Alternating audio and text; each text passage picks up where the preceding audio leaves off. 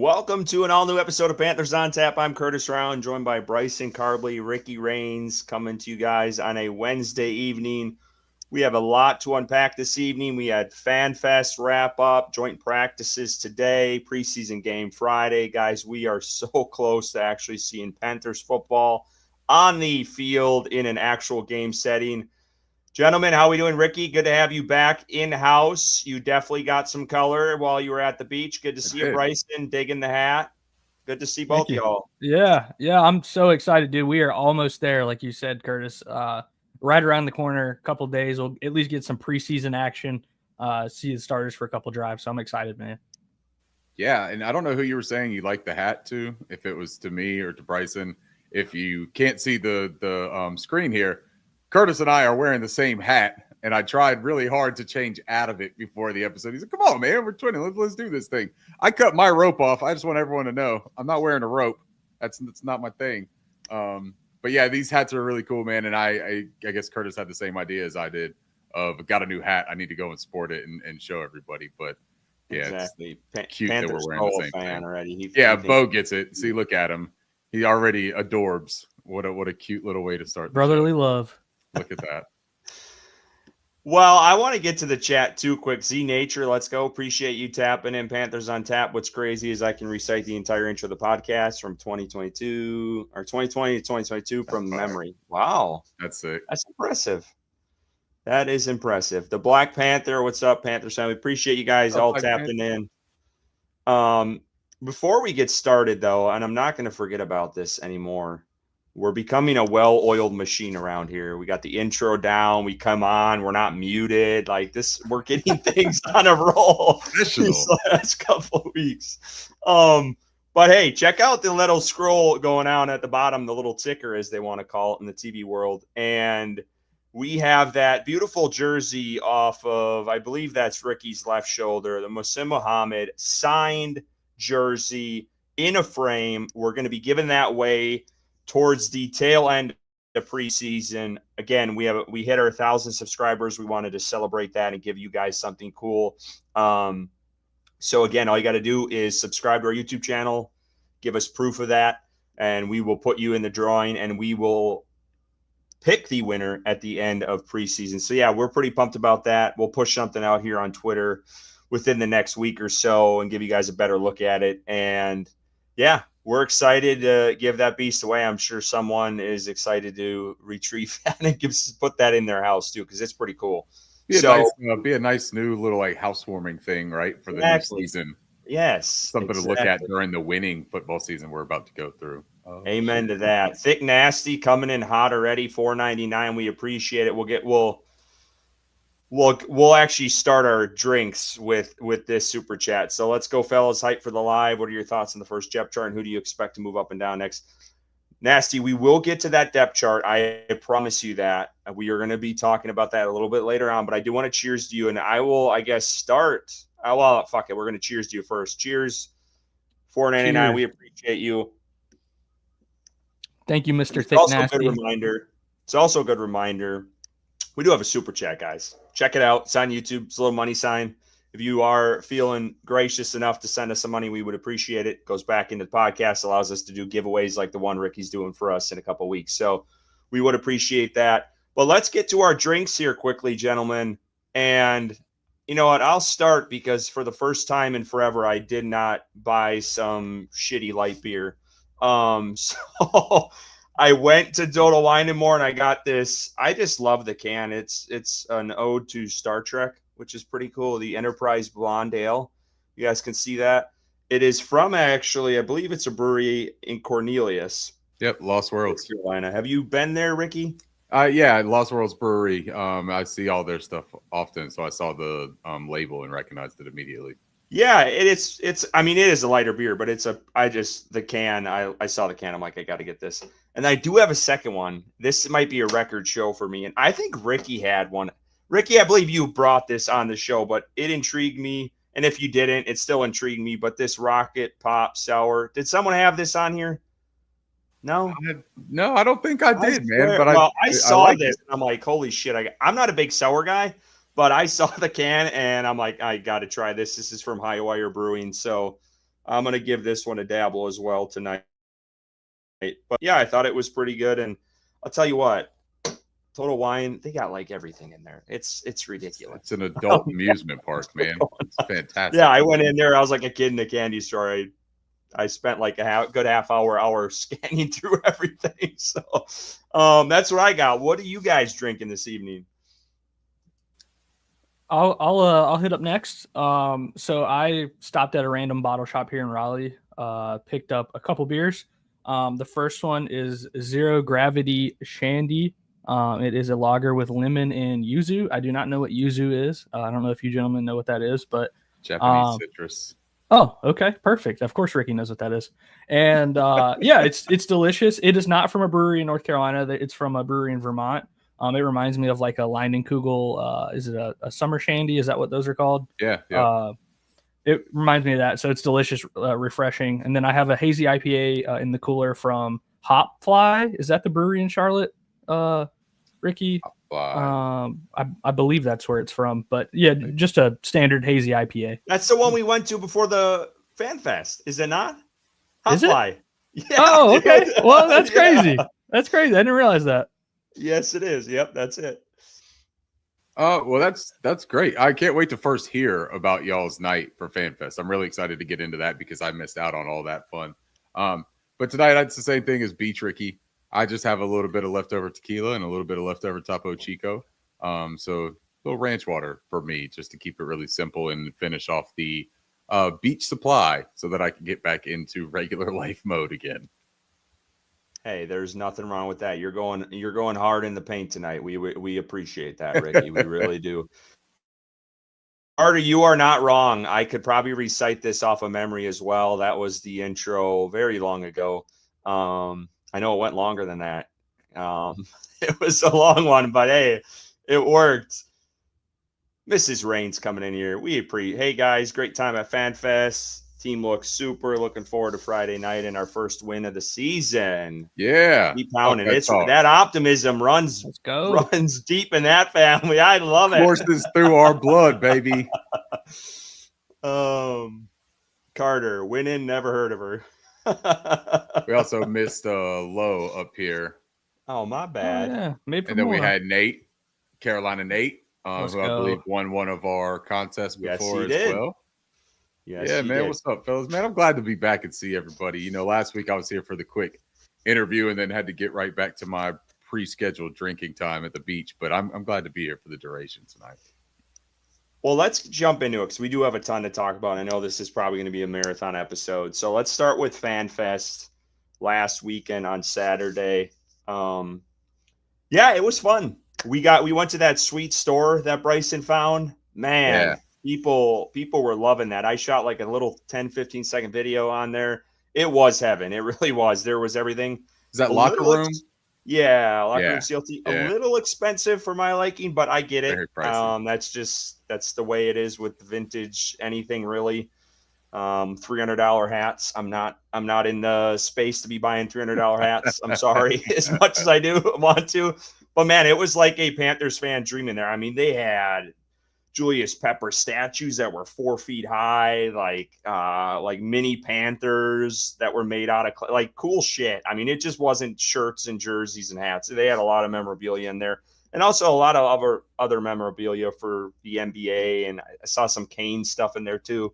So really cool spot if you have not been there in Charlotte. I know someone had tweeted at us that because of us, they found one of their hats that they like lost when they were a kid, which was really cool. And they ended up buying it there. So pretty cool that they found that. But yeah, that was fun. And then it drizzled and sucked for a little bit, but it was cool to be back in Bank of America Stadium. I thought there was going to be a little bit more fans. I don't know, Bryson, you can weigh in. Maybe you thought there was more than there were the last time around, but I did think there was going to be a little bit more than what I saw there early on. But Bryson, I'll let you start.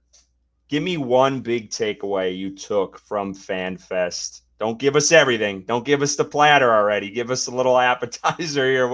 Who stuck out to you at FanFest? Whew. Yeah, I mean, to answer your question with the fans, I think it was reported there was 40,000 fans in attendance at FanFest, if I'm not mistaken, which is a pretty decent number, better than years prior. The 500 level wasn't full by any means. I think that they push everybody down, so there were like a couple sections up top that had people in it, but for the most part, everyone was on the 100 level or 200 level. So I thought it was a decent turnout, especially for the weather, the inclement weather. That I went and spent $10 on a poncho, and then it stopped raining, so I was a little pissed about that. But it is what it is. Is going to get you. It stopped raining, so yeah, I think in regards to a player that stuck out to me, I'm trying to think of like a niche one. I'll go with probably the most obvious one in Jimmy Horn Jr. I think he was the best player at FanFest. I believe he caught 2 touchdowns. One was wide open in like a crosser out corner of the end zone. I just think that he showed up when he was on the field, was targeted, and caught the ball. I mean, that's really all you can ask of him as a wide receiver. And I just think that he continues to make plays in practice and training camp. And then, of course, in front of all the fans at FanFest. So I was really impressed with what I saw from him. And then can I do one more, but stuck out in a bad way? Yeah. Okay. The kicker, Ryan Fitzgerald, struggled mightily at FanFest. I believe he missed 2 40-yard field goals in the 40-yard range field goals. And, we'll talk about it later, but I was so confident in him being the guy, moving forward that, I think that Wright was more of a competition, but now it's looking like a legitimate chance that, these 2 kickers, one more than likely at this point, the way it's looking, the other, being on the team in regards to Wright. So I thought Fitzgerald really struggled, and I was not excited what I saw from him at FanFest. Yeah, I'm going to go with a guy who got a lot of flack on Twitter, and I'll back him up a little bit, and that was Xavier Legette. I thought he looked fast, really fast out there, specifically on that in route that he took to the house, like a 40-yarder. He caught it maybe 10 yards out, and then he just hit another gear and beat the entire defense, which also gave me flashbacks to last year of how bad this defense was, if you want me to be honest with you. So I thought XL really did have a decent day, and I want to bring up the play that everyone wants to talk about. It was in the end zone where we were sitting, so it was very close to us. And we both were pissed at the time. Obviously, we're like, oh, here we go again. Here's a drop. But when you actually look at the play back, when you're not sitting in the stadium, when it's already hard as hell to see, and you're almost at ground level the way it is when we're watching it, it looked like Mike Jack held his hand down. Bryce Young led him inside when he had outside leverage. You would have liked that ball on the outside. Granted, there was pressure coming. I get it. At the end of the day, would you want XL to catch that ball? No doubt about it. We all see what happened last year. But I do give him the benefit of the doubt a little bit there, just based off of the PI that should have been called. But you also got to look kind of at the flip side and say, well, if it didn't get called, he should have caught it. So I get that, but I think overall I thought XL had a decent day out on the field, and he has shown improvements up to this point from last year and what we've seen in practice. So I wanted to give that guy some credit because I thought he deserved it. They targeted T-Mac early and often for Ricky, who wasn't there. I think their first 3 or 4 passes was to Tedero McMillan. They were trying to get him going early. And I thought, everyone wants to talk about McMillan getting kind of pressed up and, guys getting on him. And he has admitted he's had a slow start to camp, if you want to call it that. But he got open on some plays, and there was one on a comeback. He ended up slipping and losing his footing, which honestly, when we were watching warm-ups, Bryson, I remember we both were talking about he was slipping quite a bit out there because of the field conditions. But there was a comebacker that if he went to slip, it would have been a 20, 25-yard gain. So I thought he did decent out there. He deserved a little bit of credit. One guy I did want to talk about, if we're going to talk negatives, Nick Scott. I understand it. I know it's early, and we'll talk about the depth chart later, but I was shocked when he was out there starting it. And it's not because I'm a Damani guy. I just don't want to see that guy in our safety room. It's anyone but him for me personally, and just based off of what he did last year. And I saw no indication from reporters from the start of camp until now that Nick Scott was in there as a starter. And then for them to roll him out at FanFest as the starter for majority of the practice, it took me by surprise. That was one of the first things I think I mentioned you, Bryson. Like, Nick Scott's out there. What the hell? Like, why is he starting? So I get it. It's early, and they maybe, they want Ransom to earn it, or Damani or whoever. And it looks like Damani's even the backup to Merrick, teasing that a little bit with the depth chart. But I was not a fan of that whatsoever. We know what Nick Scott is. I don't think that's going to change much. And you saw it on the Leggett touchdown, the 40-yarder I'm talking about. He's the last line of defense. Who did Leggett get behind? Nick Scott. So we're seeing some very similar things that he struggled with last year. I saw it in practice, and we're going to see it against other teams. So I didn't like that one bit, and that concerns me, if I'm being brutally honest with you. But overall, I thought Bryce made some decent plays. You saw that mobility he had at the end of last season. He was scrambling, getting outside the pocket. He made a couple plays, throws on the run. I thought there was a couple plays that Princely came off the edge. You could see that speed. Everyone was like, well, the speed was there when he didn't have pads on. Well, it was still there when pads were on.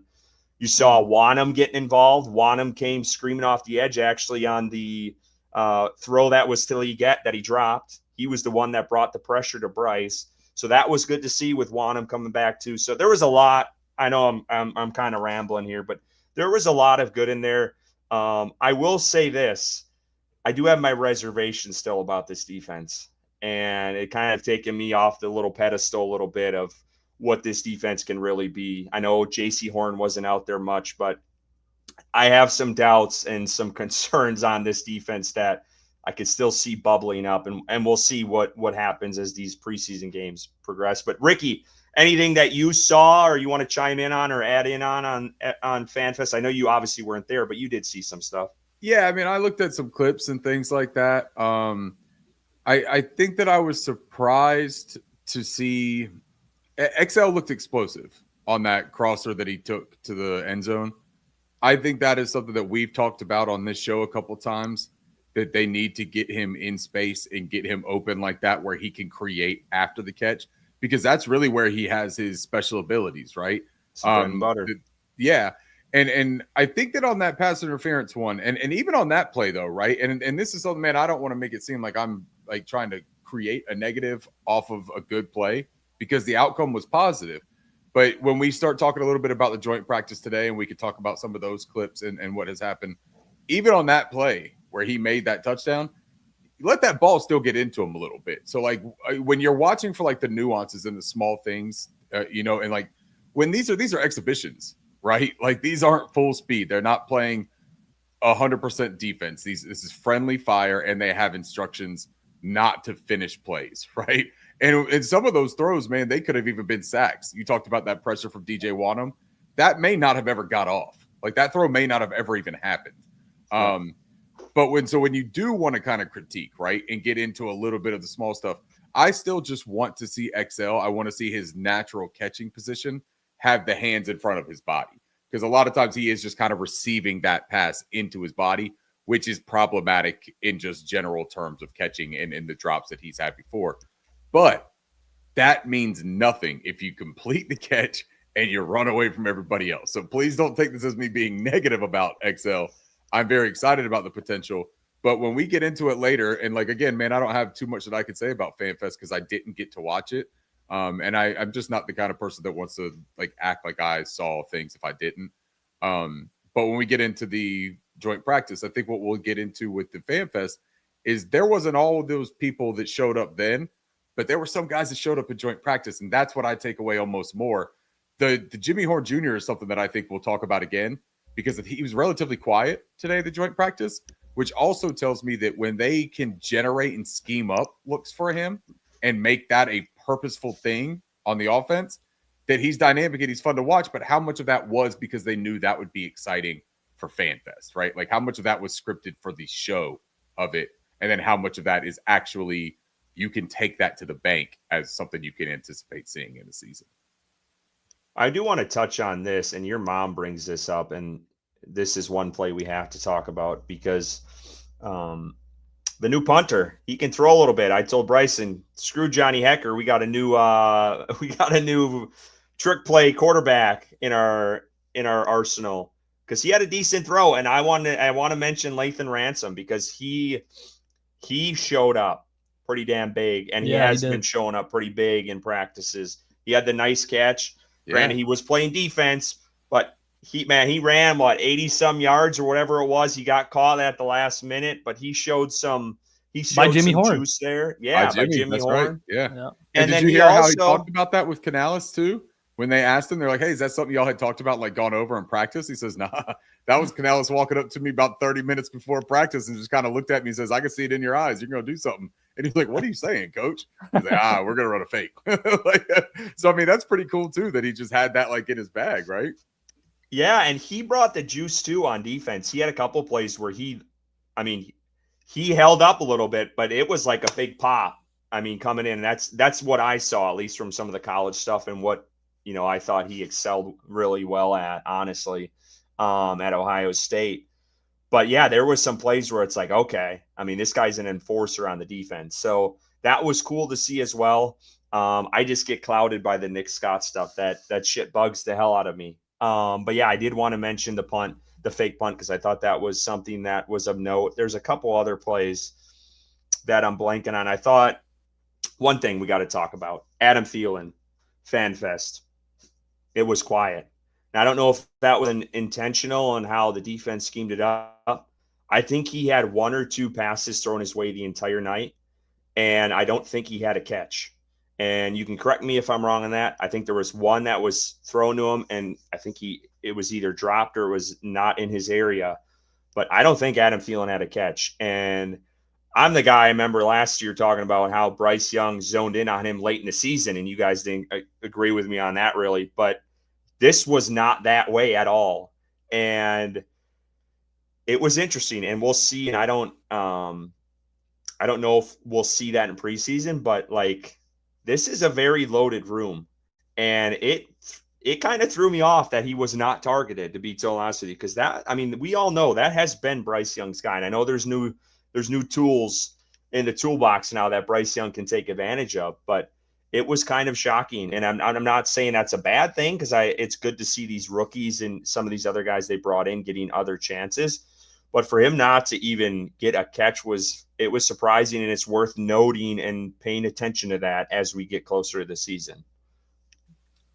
And one guy that really doesn't get mentioned a lot, he did today at joint practice, but who had a pretty good day as well at FanFest was Bryson Tremaine, undrafted wide receiver. I believe he caught a touchdown at FanFest and made plays on that second team offense. So a guy that is in a, unfortunately, extremely deep room on this team, one of the very few, potentially a practice squad wide receiver, but he's making plays, man. He's taking his opportunities when he's given them and really showing up. So shout out to him. I know we'll get into it a little bit more, but at FanFest he showed up as well. Yeah, and I'm going to go through a couple more, and then we're going to move on, because I don't want to leave Ricky here just chilling. No, I'm enjoying the dialogue and catching up on it, man. Shout out chat to Dylan Rice for Panthers Fans Only. What up, Dylan? And then, of course, a clan favorite here, DJ Legend Nipples. What's up, fellas? Had to check in and what y'all had in store for tonight's show. The picture the Panthers posted of T-Mac has to be hyped for what he could do you're talking about the one where the defender tore his glove off and he's still one-handed and caught that and posterized it, man. That was a hell of a play. Love that too, man. I do want to throw some things out here for folks that weren't there, because I think some of these, what am I trying to say? I don't even know what I'm trying to say, but I'll just say it. I'll just say what I wrote down, and you guys can make sense of it. I loved Hubbard and Dowdle on the field at the same time. Mm-hmm. And it was almost like Dowdle was close to the line of scrimmage, almost as like a tight end, and then they motioned him into the backfield. And I think they gave him, I want to say it was, I don't know if it was like some sort of like screen pass, But there was a really nice play that I saw in there, and I was like, man, I really like with both Chuba and Dowdle on the field at the same time. So that's something of note. They had McMillan, Leggett, Sanders, and Evans out on the field, and that was it. So you had your 2 tight ends, 2 wideouts. I thought I really like that. I really like that as a look, and we'll see that. And I want to say it was in like a third down, like a pretty crucial down as well. So that's something. Coker, and I know we'll talk about him later, but Coker was a lot of second team. He wasn't out there very often in first team at all when the Panthers did FanFest, which I thought was interesting. And then Wharton was had some. I mean, that guy, his presence was there. There's no doubt about it. I think he's gonna help out mightily against in run defense and even in pass rush. And then Roseboom, I thought, was in there on some plays. I know we had some concerns about that linebacker room. We'll see how that plays out. But I saw him a couple times right up in that line and getting in there and kind of muddying up some of those holes. So that was good to see. Do y'all agree with Black and Blue's assessment here that David Moore did well at FanFest too? Yeah. Yeah, he had a couple plays, and he kind of reminded folks like, hey, I'm still here. Like, I'm not, and I know folks, he's like the potential fringe, and we'll talk about the depth chart later. But he still makes plays. As much as people want to see some of these younger guys, he's still out there making plays. So, and he was more active. Like I said, he was more active than Thielen. Like Thielen was just, I mean, they weren't connecting at all, really. That was all my notes. We can kind of get into joint practices here because that I know has been the talk, and we can get into that now because that's day of stuff. And Ricky, I'm going to start with you because me and Bryson have been doing but let's talk about joint practices today. A couple things that caught your eye in this one, like going up against the Browns. Man, it's tough. Again, we're kind of relying on what is reported and then some of the highlights, right? Because we can't be there. So it is difficult to say for sure who stood out. But going off of the consensus from reporting and kind of reading between the lines yourself, everybody seems to think that Bryce Young was sharp. And one of the things that I enjoyed the most about the way that things were phrased with Bryce Young was the amount of times that somebody said, made an adjustment at the line of scrimmage, right? Knew where he was going. Even on one of my favorite anecdotes from the joint practice and from the pressers today was Canales and his presser, and he talked about a miss between Bryce and Teteroa McMillan. And he said it was one of those things where, T-Mac is a rookie and he's still getting acclimated. He's still figuring out like the timing with his quarterback. But he said he loved this from Bryce Young, that there was this opportunity. There was a window for him to make an aggressive attempt and to place a ball in one specific area and hope that receiver knew that that's where he was going, right? And he was like, and I loved it. Canales was like, I absolutely loved it. Bryce looked at me, and I looked at him, and I was like, I saw it too. He's like, that was incredible. I saw it.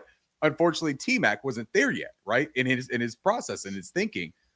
If they get there, though, and Canales is giddy about the chemistry that they have built, but knowing that Bryce is there right now, isn't that what we talked about that we needed to see, was that he wasn't going to have to climb back up on the ladder to get to where he left off, but that he was still holding on to that rung and that he was going to pick up where he left off last season?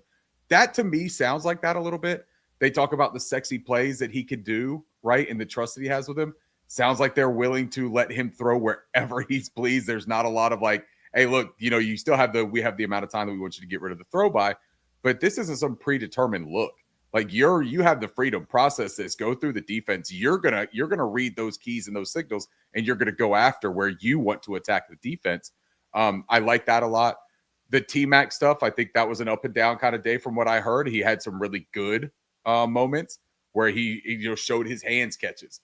We just talked about this with XL about how I want to see him get to the ball and not let the ball get to him. Anything you see from T-Mac, I mean, that's what you're seeing. It is full hands extended. You saw the slant for the touchdown that he caught. That was one of the things that the social media team posted. I thought that was a tremendous look at what he could offer, especially as a red zone weapon. I mean, the guy's 6'4" with a great catch radius. And if he has the ability to put his hands out there and make that snag in traffic. Don't get banned for this. No, you're good. We've done this before. But if he has the ability to get his hands out there and make that snag while also having Bryce Young having the ability to squeeze that throw into a tight window, that's the breakup from Shamar Bartholomew right there that you saw. Nick Scorton got a little bit of quick pressure. Here's the catch to Xavier Legette. Really nice play there. That was one of the touchdowns. And Sheena Quick, one of our beat reporters, said a tweet after that catch right there. She said that window was even tighter than it looked in that video. So that was a nails throw for him to make that throw. So that stands out for me. I think that what was most surprising, though, is the way that they talked about the run defense today. The beat seemed adamant that run defense was stout today. I know I saw a couple clips with Cam Jackson in one-on-ones. I saw a clip with Bobby Brown in one-on-ones. But Turk Wharton, even LeBrian Ray's name was mentioned. It just looked like this was a concerted effort and that the pieces that they brought in really did their job, man. And like that makes me feel a whole lot better because I think that that's the foundation of a lot of our problems last year. So I would point to those as the things that stood out to me initially, but there was a lot that we can talk about because I think there was a lot to take from it. Well, and for me too, it was dominance, it seemed like, and that's just what we get, on face value from the beat reporters. But it seemed like Panthers had the leg up here. And even on, I think it was ESPN Cleveland even said like Carolina won the day. So like it's knowing that, and we got to take that with a grain of salt. Like last year, Carolina, I thought had juice against the Jets, and we all know how that panned out last season. Like it really didn't matter.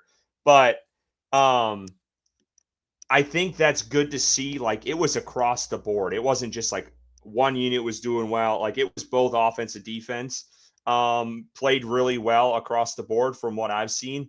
And you mentioned it, like the big guys up front, seeing, even the rookies like Cam Jackson blowing up a guy. You got to see Bobby Brown getting some push.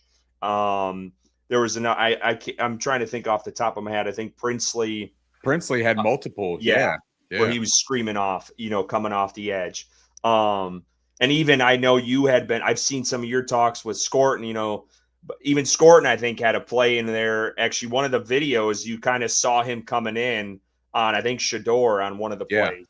Yep. So, well, and then Mike K said, because Nick is coming off of his hamstring thing, and Mike had said in the notebook for the Observer that he looked really good in space, which is also said he was covering on the flat for one play that he noticed too.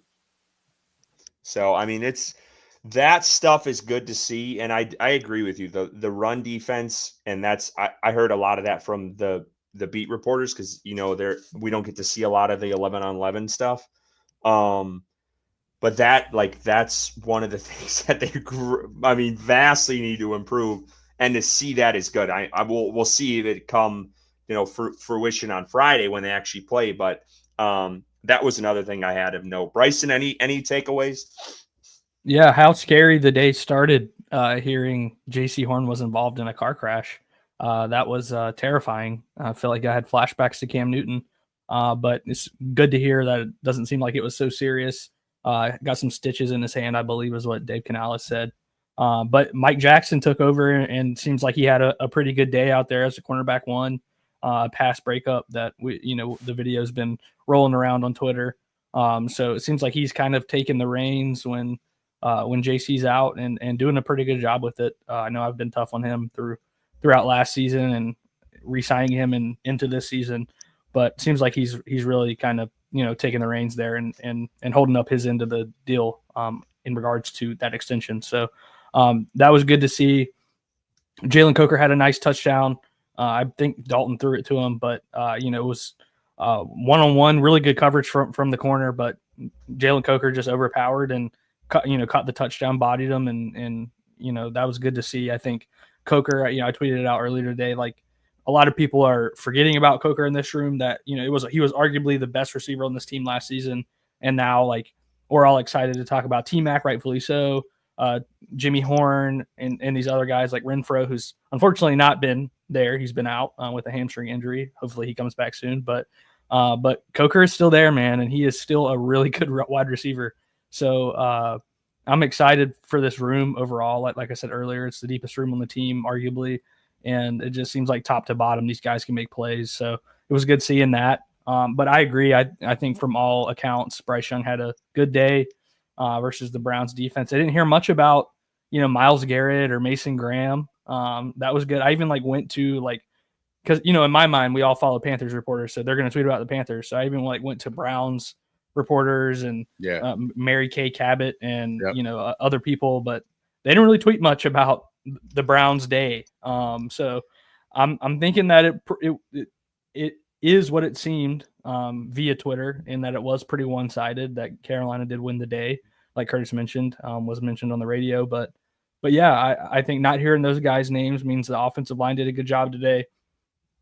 I really can't think of any area. I think Matthew Wright went 5 for 5 on the skinny post. I believe I saw that. So I mean, I think they used the regular today, right? Oh, regular. Yep. Sorry. Yep. He went 5 because for 5. He had been struggling from the skinnies. Yeah, and I think that competition is going to be so interesting to watch throughout this training camp and preseason, because right now I really don't know who's going to win, and that's not what I would have said probably last week. So those are my major takeaways from today. I'm excited for it to continue, and in Friday, getting out there and seeing some live action, some actual tackling. I'm excited for that. Yeah, I just want to bring this play up because I can't tell you the last time a Panthers wide receiver has done this. So we need to watch this play and marvel at it. But this catch is just it's incredible. And I believe this was after he had made it. It was a drop. There was a drop. Right. And then he came back and did this. So just to see, erase his mind from the drop and then make a play a few plays later is everything you want more in your number one wide receiver. And seeing these guys connecting early on is fantastic, because that was something last year, and I hate comparing and going back to last year, but you saw the Deontay Johnson, it was supposed to be the quote unquote number one, or the guy for Bryce, and there was just some disconnect, obviously, very early on. You're not seeing that from both of these guys, which is awesome, and gets you excited. It does. It gets you excited. Black and Blue also brought up another rep, a good one-on-one from Ashawn Robinson, where he was going up against Tevin Jenkins, the Browns starting guard. I thought that was a really nice play right there as well. One of the things that I'll bring up too, and that someone said in the chat, he said, I heard some concerns. It was Thick Nasty said, I heard some concerns about the secondary a bit, but I only imagine it feels better when JC is out there. No doubt about it, right? With JC not on the field and Mike Jack as your de facto number one, then you have to think it was probably Shamar Bartholomew and Caleb Evans that took over. Now, we did hear the comments from Dan Morgan about Shaw Smith-Wade just yesterday, right? He was on the Mac and Bone show, and he said something about Shaw, I don't envision him coming off the field very often. And look, if they're in base and they're not playing a sub package, there's a good chance that Shaw could get some time out on the outside. Is that something maybe that we see Friday with JC? Because they've already said that JC won't play in the preseason game because of the car accident. It's not necessarily that he's injured, but Canales, he said this in a really articulate way, but mentioned that there are things that could present a day after, the night of, or 2 days after of a car accident, no matter how minor it may be, that you just want to be really smart about. You don't want to go put him in a full contact sport on Friday and have him have any kind of lingering back stuff or, a headache or something like that. So I think it's smart to be cautious. But what will we see on Friday then? Is Shaw going to get a little bit of outside time? We had been told, guys, recently, we haven't even talked about it. And there's a guy I wanted to mention about FanFest, and that's Corey Thornton. And we'll talk about him. Yeah. But he'll be opposite Mike Jack. But do you know what's really interesting to me too, though? And this is where I think we have had to learn to take the training camp darling stories with the tiniest grain of salt until you start seeing it against opponents who have different colored jerseys and who have different intentions. And this is not me trying to minimize how good of a camp some of these guys have had. I have no doubt in my mind that they have been playing good football. I don't think that people would just report it. This is people's jobs. Like our beat reporters, it's their jobs, it's their careers to point out what is going on. But also, it's going to be different, man, when you play a live opponent. And what we didn't hear a whole ton about today, right, was Shaw Smith-Wade making plays. We didn't hear a whole ton about Damani Richardson, who also had been a darling so far, right? We saw a couple clips of Lathan Ransom, but Lathan had been stacking like big time playmaking days leading up to this. And then you said that he looked really good at FanFest as well. It's just a reminder that just because somebody is having a really nice practice session or practice week, it doesn't necessarily mean that they are ready to be that contributor or that impact player all the time for the unit. Developmental is, it's not uniform. It's not every single person is going to progress and do the same things at the same pace. So I'm really looking forward to Friday to hammer out a little bit of these question marks and kind of like suspicions on what may or may not be exactly what we think it is. No, I mean, you nailed it on the head. I think everyone needs to temper their expectations, Thornton included, because we've seen this defense have darlings last year, and they go out and they're the worst defense ever in NFL history. So that you don't apologize for that sentiment at all, because we've been burned so many damn times from this team. I do want to mention this clip because we were talking about Bobby Brown. When has Shia Tuttle moved the pocket like this? I just don't remember him bringing the guy back like that ever. So I wanted to show that. This is from Jeff Hawkins. I appreciated every one of his clips today. I wanted to look at Bobby, man, a little bit. But this is why he's here. I mean, this is literally why Bobby Brown is wearing processed blue. So something to get excited about. How terrifying would it be to line up opposite of him and your job be to block that man, stop him from getting to his spot?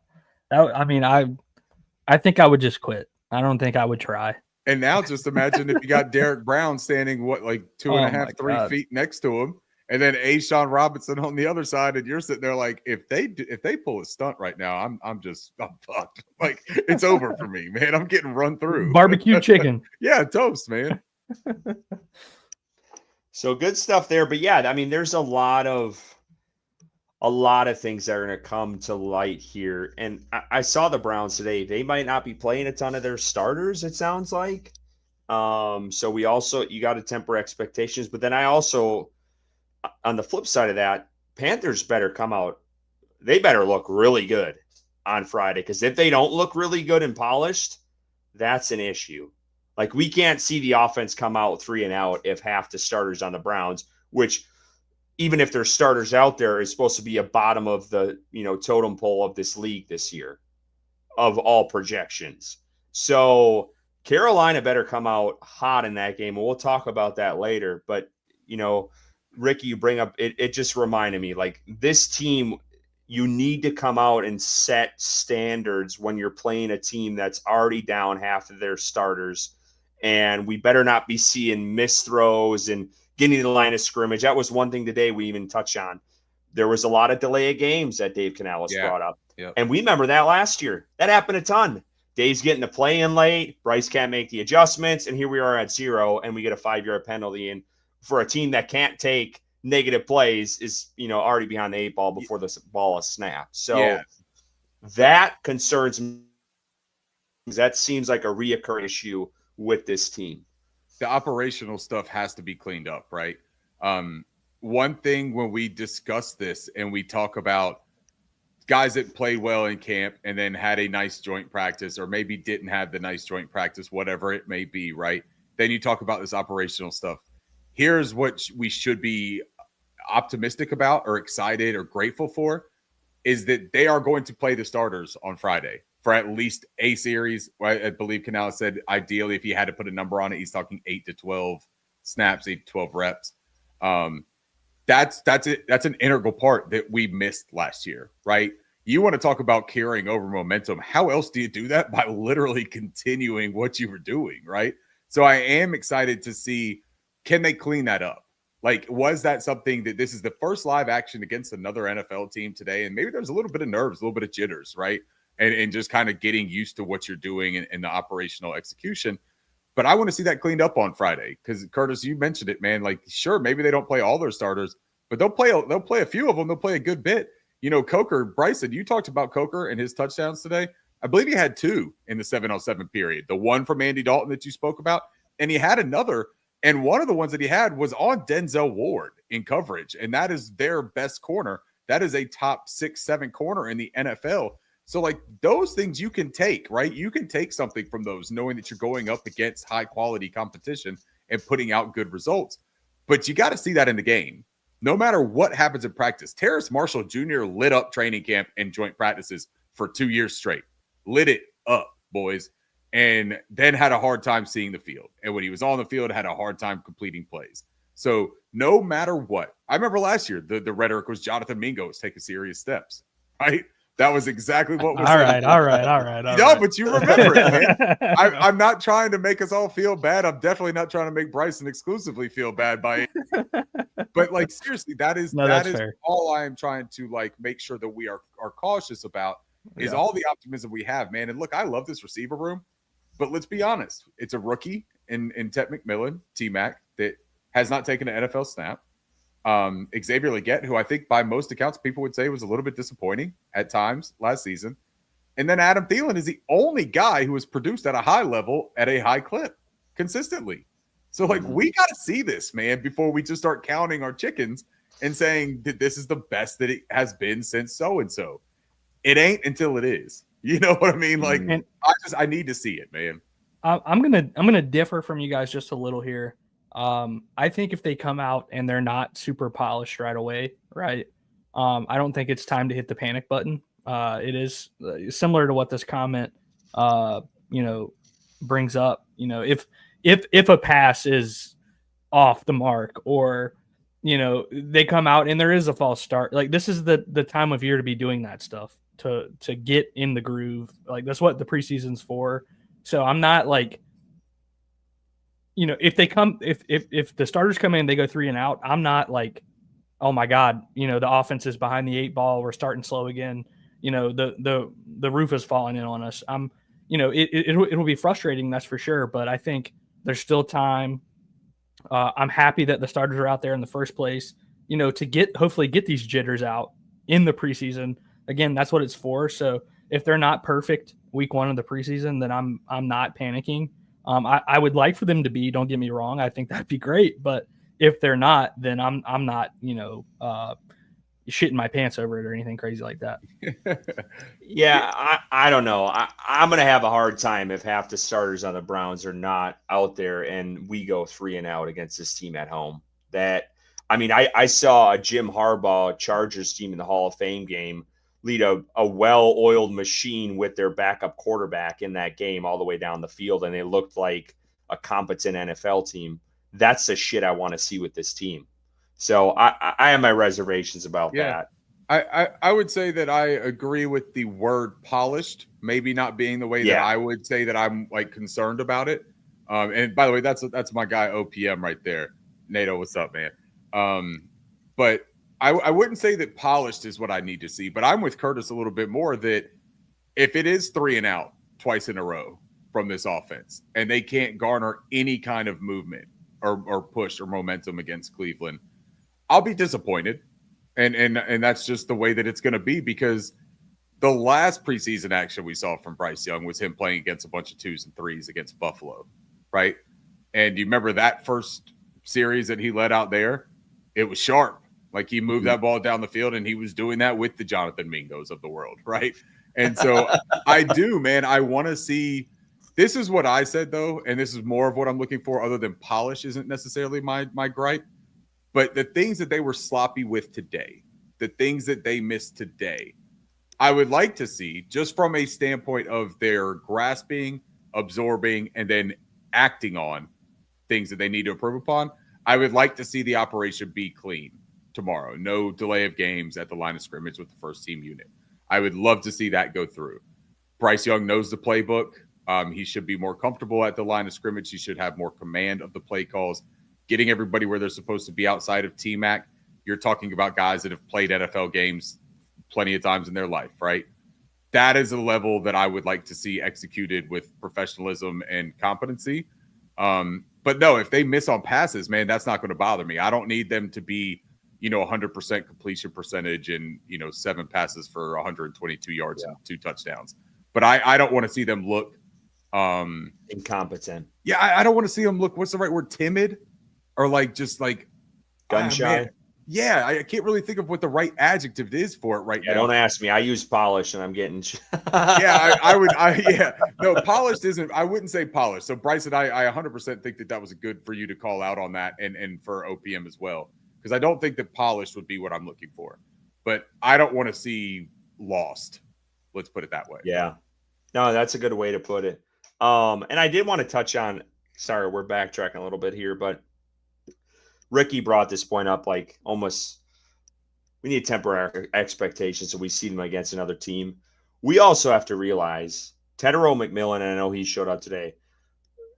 Don't think these other teams aren't watching what's going on in training camp. Scouts are doing that. That's their jobs right now. They're looking at this stuff. Panthers are doing it too across all the teams. I guarantee you, week 1 and even in preseason, Tet is going to be pressed all day long because they've heard that he struggled against it. And that's how he's going to be played probably the entire season.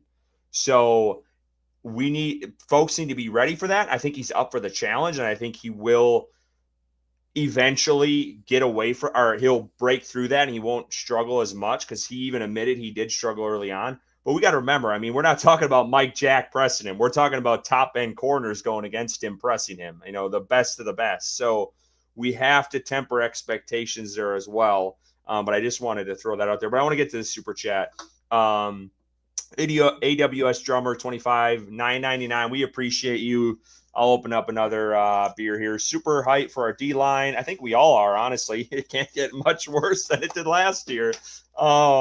But man, I am worried about our linebacker group, hoping that they surprise me, but we desperately need help there. God bless y'all. Keep pounding. Hey, we appreciate you, AWS. Let's cheers to that. I believe that's a new super chatter. Yeah. I don't think I've seen that one before. Cheers, man. Cheers Appreciate to you. you, And hopefully this beer is all right. And Bryson. Oh my God. Let's talk about. Good. Is that good? Does it taste like a bomb pop? You guys, it's not sour at all. Bryson, we talked a little bit about the linebackers last week or 2 weeks ago because of the Josie Jewell news, right? So I know that's a sensitive subject still for you. I hope that you're doing well in that process. No, it's okay. But you know what? I want to say, you remember I was saying that, like, I don't think it's a huge difference between the Christian Roseboom and the Josie Jewell. Like, I don't see that as a gigantic drop off. Trevin has always been the big wild card for me. One thing I was encouraged by today that I heard Trevin talking about, forget which interviewer it was with him, but he was talking to somebody and he mentioned that Shaq Thompson's still in touch with him and still talk to him and still messages with him, whatever. And Shaq basically just said, hey, just go out there and just bust somebody's ass on every play. Like, go out there and bust somebody's ass. And for Trevin, to be honest, man, that is just all he needs to focus on. Go wreck something, man. Like, we talked about it with the green dot being something that was a little bit overwhelming and maybe was a little bit preemptive for him. But that's going to be Christian Roseboom. So if Trevin can be this physical, imposing enforcer and wrecker of screenplays, of even on pass rushes, we just heard Canales talk about, or it was, I think, Mike Kay that reported on a play during camp yesterday that he read a play action play perfectly and sniffed it out for a blitz and a sack. And that's the kind of recognition and reaction, that quick speed, that see ball, get ball type of deal that Trevin really needs to be focusing on right now. I don't know what's happening to me because I was very wary of Trevin Wallace coming into the season. But the more that I'm hearing and seeing of his involvement on this defense and with that defensive front, I think I can talk myself into being a believer. And I think that I can talk myself into saying he's going to be able to fill run lanes, right? He's going to be able to lay the boom. He's got the athleticism. If they can just, and again, man, it seems like their development that they focus on here, they talk about Damani, his communication and understanding, have a grasp and comfortability. Why can't that be the same thing that they're harping on with Trevin? And if it is, why can't he take the same step as the undrafted free agent rookie last year? This is a third-round player that's got a world of talent, man. So I don't know. I think AWS, for me, I'm still riding this optimism train, and I think that linebacker group is going to be okay. The Claude Sherless injury scares me. That's a good piece of depth that's gone. That's a special teams contributor that's gone. Chris Barnes' addition is going to have to kind of like prove its weight here. Bryson?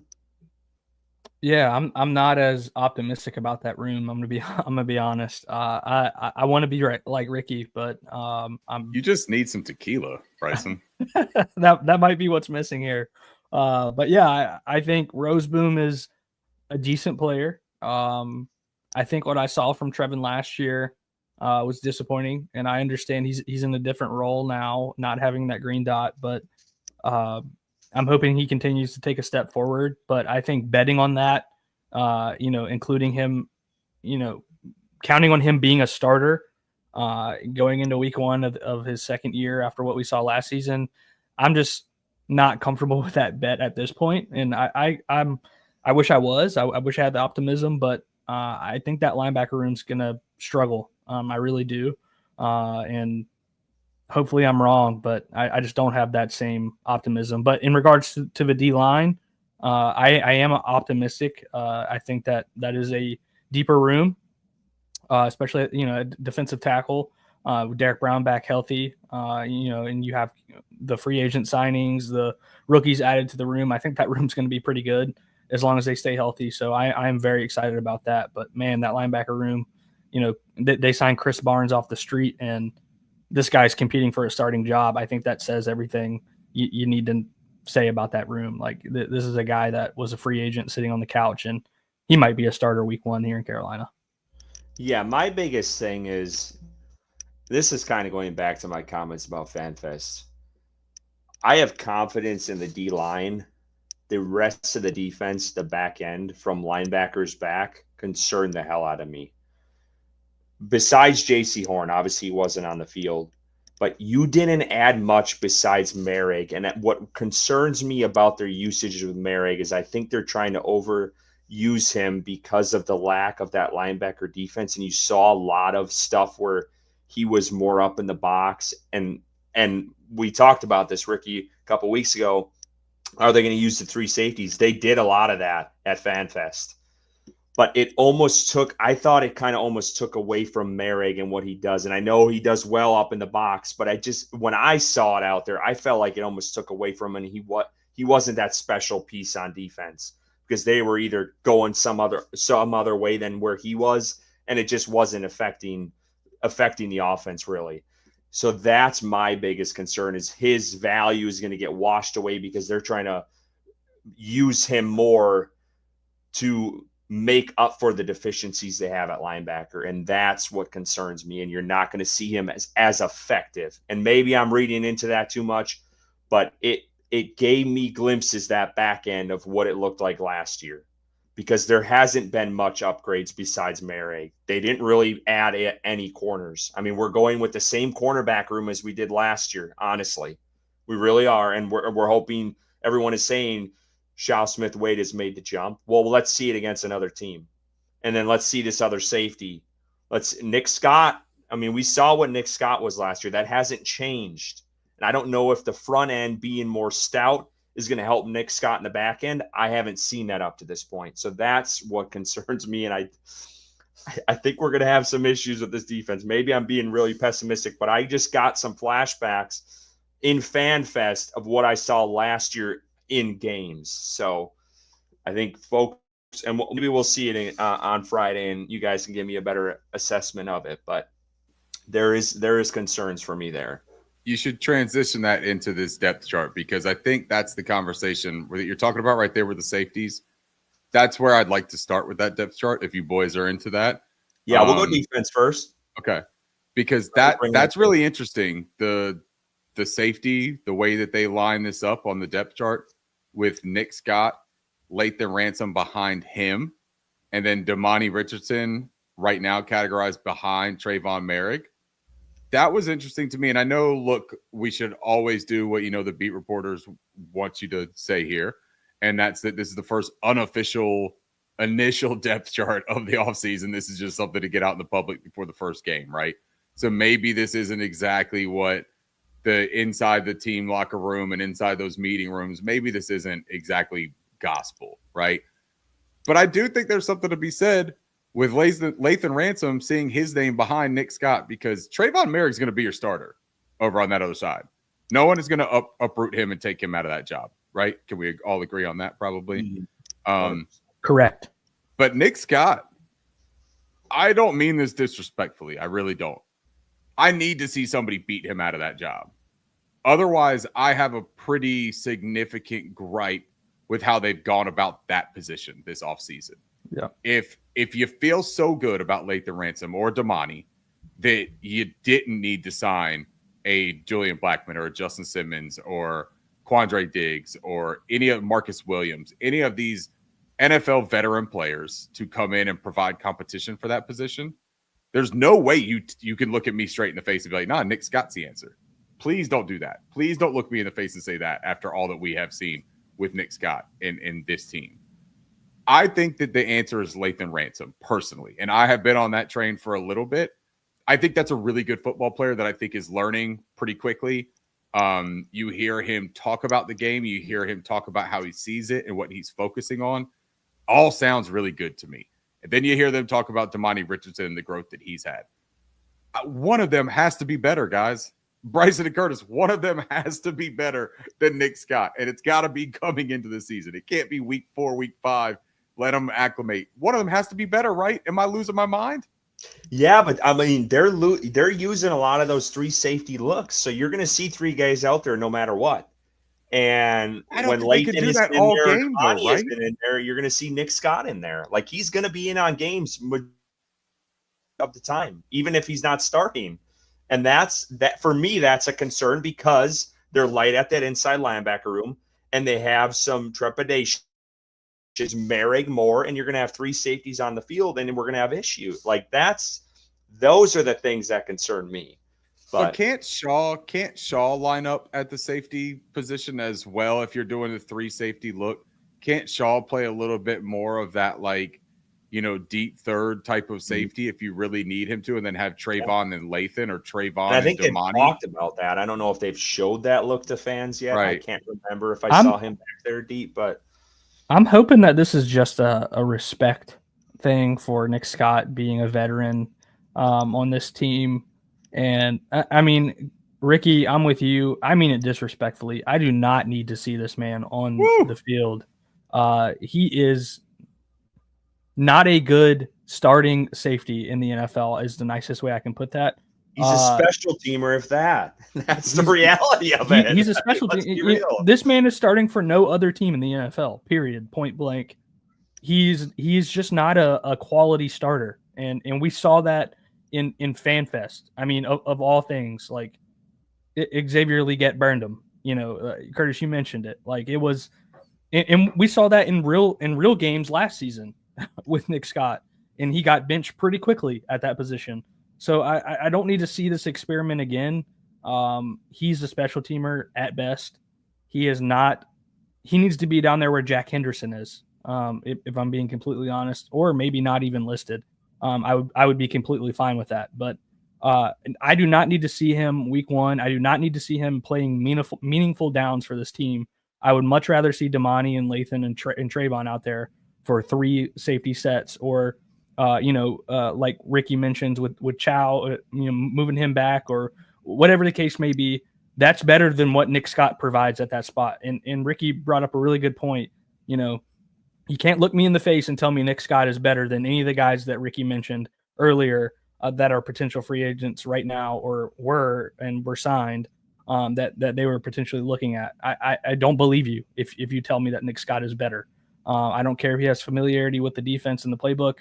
He is just not a quality caliber player that can play meaningful downs, in the NFL at this point in his career. So I'm sorry, I don't mean to dig on the guy, but like, I want my team to win. And we saw last season what him on the field results in. I don't want to see that again. I don't need this experiment. I think he's a nice guy from all accounts. A pretty good special teamer, but let's leave it at that. Let's not let him play meaningful downs for this team. Well, and it's not even because Black and Blue brings up a point here, but that's kind of what we're talking about here with the whole 3 safeties and different ways that you can rotate these guys in their roles and their tasks. And like, if you have certain shell coverages that you're asking for someone to be able to rotate into. But my thing about that is Trayvon, Damani, and Lathan are 3 safeties, right? Like that equals 3. If I count that up, that's 3. If you like One, Shaw being able to rotate every now and then into whether it's the nickel, for like a big star look or for back in, the deep third, that again with Trayvon or Lathan or Trayvon and Damani, that also equals 3. And like I'm an accountant by trade, so like math is one of my strong points.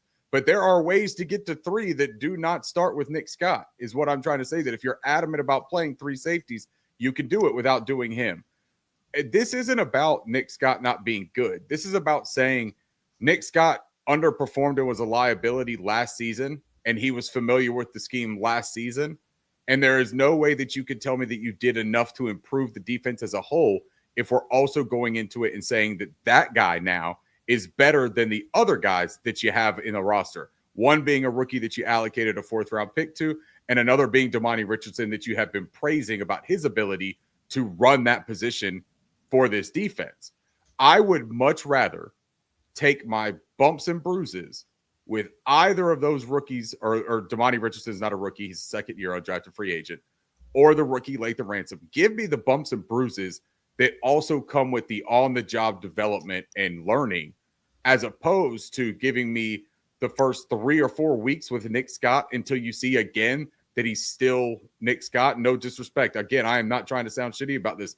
I think he's a serviceable football player. I don't think that he has as high of a ceiling. Maybe he has a floor. I think most of his floor is as a special teamer. I just don't subscribe to the idea that we would be in more peril going with either Damani or Lathan. And if you want to go 3, like I said, I can count the 3 without Nick Scott. And Ricky, I would even rather see Isaac Gifford out there over Nick Scott, man. Like let's Isaac Gifford's a little bit of a he's got a little game to him, man. That was the guy, if you remember, I said like if we had to pick one undrafted free agent that I could see making the roster, and it wasn't, who was it, Luke Kandra, and one of the receivers or something. We needed like a Matt Rule guy. Isaac, Nebraska. Isaac Gifford, man, like the kid could play. He's got a little bit of fire to him. He's a physical player. I definitely believe that he's a good special teams player. So yeah, I'm with you again, man. Like, give me upside. If we're going to have a disappointing play there, give me upside of somebody that could possibly develop into a better player. And I just think that Nick Scott, it's like asking a full-grown cactus to turn into a rose plant. Like, it's just not going to happen, man. It's a cactus, and cactuses serve purposes. But just use them in the desert when you're out of fucking water. Don't put them along your front of your house for aesthetic purposes. Ricky, you are the king. You are the king of fucking analogies. I love it. I'll never be to your level, but you, man, you are. It's natural. It's beautiful. But also, I think what we're all trying to. This might be Nick Scott isn't the starter, but listing him in the unofficial depth chart as the starter is an indictment on this room. And I think that's what we're trying to say, because of how bad he performed last year, the dude should not be at the top of the list. I do want to get to this super chat here. AWS coming in again. The official Panthers depth chart doesn't list a free agent safety and a strong safety. Are they just interchangeable in this scheme? Because again, Ransom or strong safeties. First, cheers to you, sir.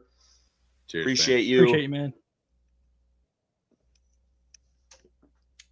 I do think it's interesting. I also think it's early. I know I tweeted the depth chart from last year, and we saw guys Mingo, Marshall as starters in the wide receiver room. We know where they all ended up once the season came around. So we do have to take these things with a grain of salt. But when I see a guy out there, when you're trying to showcase to your fans what you've been doing at practice, and I see a guy who struggled mightily last year at that position as your main starter, and then I also see him on the unofficial depth chart, I have issues with that. And that's just where I'm at, and I think that's kind of where we're all at. We Panther fans never react, though, right? That's a valid point, but, dude, we've had 7 shitty seasons, so I don't want to hear the overreacting shit either, because we've been for 6 years. So, I mean, it's deserved. I think there's some weight there for us to feel like disappointment when we see shit like this come out. So, and to kind of talk about the interchangeability, right, that AWS asked about, for sure, man. Like, I think that's the intentional part about what they did by bringing in Trayvon Merrick and even Latham Ransom. You say that both of them were strong safeties. They actually both played a good deal of free safety in college. Like that's just like what they came up in school. Trayvon has done a little bit of it in Las Vegas. He played a little bit of free safety. He had probably his most success playing closer to the line of scrimmage in the box or as run support strong safety. But also, these are guys that have range. They're good athletes. They have really good awareness. They can diagnose plays. That's all you're looking for when you're covering that deep third. So I think that there are real reasons to believe that all of this is based off of interchangeability and being able to do the same things. And this is what Black and Blue was talking about. We don't know the schemes. We don't know exactly what roles and jobs safeties are tasked with in certain shell coverages. And on the back end, what are they asking to do? But the Nick Scott thing, what it comes down to is you can't just say it's seniority. I think that's a lot of it. I think there's a lot of this that is seniority. I think that a lot of this is first initial. It means a whole lot of nothing. But it means something to me because if you had drafted a safety in the second round, right, instead of the fourth round, are you putting Nick Scott over that second round safety just because of seniority? Like, is that just a procedural thing that you're going to do? I doubt it. I bet you got that second round safety lined up in front of him because you know that he's supposed to be the better player and that Nick Scott is not supposed to be your starter. But the fact that you got this fourth rounder and an undrafted free agent from last year, maybe there isn't a little bit of subliminal motivation going on there by the coaching staff as well, right? Because look at what we're doing right now talking about this. And if you think that none of it, I'm not just trying to like pat ourselves on the back here with this show, but if you think that none of online chatter ever makes its way to professional football players, man, I got a beach house in Idaho I'd love to talk to you about. Because what are we doing? We gotta be scouts here. Then we gotta talk up Nick Scott. No, but they'll hear it. They get back to it, and it becomes this chip, right? It becomes a little chip on your shoulder. It becomes this teeny tiny spark underneath the feet of the player that they're trying to send that message to, without having to have the plausibility to say, yeah, look, you're just not playing well enough for us to put you over them. No, look, they can say, look, don't worry about that at all, man. That's outside chatter. You focus on you, when in all reality, it delivered the message perfectly. I do want to talk about a guy. We mentioned him briefly, probably about 20 minutes ago, but Corey Thornton, he needs to be talked about because not enough fans are talking about him, I don't think. And he was another one where I was like, I'll be honest. I said to Bryson, who the hell's 31 out there? He was playing opposite Mike Jackson when JC Horn was out the entire time. So all indications for me, at least, that is your cornerback 3-1. If JC or Mike Jackson goes down, that's going to be your guy. And after that, it was Bartholomew. And then I didn't see Evans much, and maybe he changed numbers, but I thought I saw a decent amount of Bartholomew out there. But Thornton was the guy behind those two. And this is an undrafted free agent. This is kind of the Damani Richardson of this year, it sounds like. A guy who's starting to make a name for himself for this team. But, like, there's concerns out there. We don't know what this guy has done against other folks. And Ricky had mentioned it before. What can this guy do when he goes up against, in preseason, the Browns? It sounds like their starting wide receivers aren't going to be out there. I thought I saw today, like, Jerry Jeudy ain't going to be playing, a couple other guys. So you got to take, steps back and look at it full scale there. And then we'll see as preseason goes on. But, like, that's wild. Like, we talked about the secondary. We're talking about a lot of undrafted free agents trying to fill in for potential starter roles if things fall through the cracks or someone gets injured. So, again, the depth on the backs, the back half of this defense is thin. And they're going to be relying on some young guys if shit hits the fan early on in the season. So just temper your expectations now, because I'm warning you now. Like, this could get bad quickly if we're talking about an injury or two in this secondary. Yeah, it's not great at all. But in my opinion, right now, I would put Bartholomew over Thornton. I think that they've kind of featured him a little bit more. throughout practice.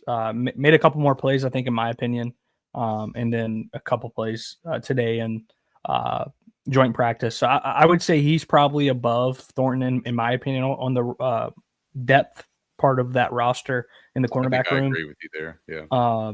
But Thornton, this guy getting torched with Drake London last year in that final game. I mean, they threw him 2 fade routes. The first one missed. The second one was right on the money. I'll never forget it. Like, he got torched against Drake London. And I'm not saying it's a good thing at all. Trust me. I'm not saying that, but I'm saying I know you're not. He's there. Because like you mentioned, Curtis, the lack of depth in that room is scary. It really is. We are an injury away from not good news for that defense. We need that edge room to get home quickly if we have an injury in that cornerback room. So yeah, I think, Bartholomew's made some plays, but again, we saw what he did last season at the end of the year. And it wasn't great. Thornton maybe can surprise people. I think he has also, made plays here and there in practice and training camp, but I think if we're looking at an injury and these guys are starting, it doesn't really matter to me if it's Bartholomew or Thornton. I think they're in trouble either way. If they're relying on them to play meaningful downs. And God forbid, you have Mike Jackson, Corey Thornton, and Nick Scott in your secondary. I mean, it is over. It doesn't matter what that offense is doing. It doesn't matter what the rest of that defense is doing. A quarterback, Dak Prescott, from him to Joe Flacco, is going to have a field day with that secondary. They've built the depth of the cornerback room deliberately, at least with the physical stature of these players, right? So it tells you that what they are most comfortable with, and this is to the chagrin of many Panthers fans and JC Horn truthers, but it tells you the zone is what you're going to see a lot of again this season, right? You're going to see a lot of cover 3. You're going to see a lot of conservative, if you will, kind of looks, at least from the coverage standpoint. But where it changes is with that addition of Trayvon Merrick, because he is a little bit more of a chess piece than what we had in the back prior. That you can send pressure from the back end of your defense now, where I don't think they had that option. We saw J.C. Horn have effectiveness as a blitzer. I think that Shaw Smith-Wade also has some ability to get after and pressure a quarterback as well. And maybe this is where I'm trying to be a little bit optimistic about this, is that when I do look at the size and what they're asking these guys to do, maybe there's a chance that some of these guys take more of a step than we're giving them credit for, right? Because you're not asking them to follow and trail every team's 1 and 2. Like, you said Drake London burned Shamar. He did. Sure. Drake London is also better than most teams' 3rd or 4th string corner, right? Like, I bet you he would burn most teams' 3rd or 4th string corner. Now, if everything goes according to plan, he would be going up against J.C. Horn or Mike Jackson. And he would have the help over the top of Trayvon Merrick or Lathan Ransom or Damani Richardson. That can change the way that you view that, right? No, I'm not going to say Nick Scott. I won't do that. Or Nick Scott. I was muted. No, yeah, you were muted, but I saw your mouth whisper those words. It's like Candyman. Don't say it another time, dude. Cut it out. But no, that's what I'm saying is that, like, there is a reason for what Evero and Dan Morgan have done here. So I'm going to hold off a little bit of reservation. I remember when they got Shamar Bartholomew from the Jets. I remember when they picked him up. Jets beat writers were also saying that he was a high upside developmental player and that he had some tools and had some skills that if harnessed and if developed, he could be a decent NFL player, right? He could be a contributor on an NFL defense. So I'm trying really hard to remember that part of that deal. Caleb Evans, I believe, has some special teams value. He has some NFL experience. Corey Thornton, who knows, man, right? Like, until we see him, maybe this hype is real. Maybe he is going to make a little bit of noise. But all of this also intertwines with that defensive front. And I will say this, that you look at those 3 positions right there in the middle and look at the names behind those initials, that looks a whole lot better than what we had seen for this defense in the past, 5 years or so. Ricky, can I ask you about that quickly? So Absolutely. we can get to the offense, because we haven't even talked about that. Are you a little shocked, and again, this is unofficial yet, that Tershawn Wharton is behind Robinson for the money he is making? I'm not. And I feel like we had this conversation is that in base, right? That if you're running a 3-4, and we're not going to be out of base all that much, right? We know that they're going to have platoons and different personnel packages, sub packaging. They can go 3 down, 4 down, 2 down, right? They can go NASCAR package and go all defensive ends instead of any kind of tackles in there. But for me, I'm not surprised at all, because the run defense was the point of emphasis. A'Shawn Robinson, Bobby Brown, and Derek Brown, USDA prime beef, baby. Like, that is, they are putting the big boys up front, and they are clearing some lanes for Trevin and Christian Roseboom to navigate.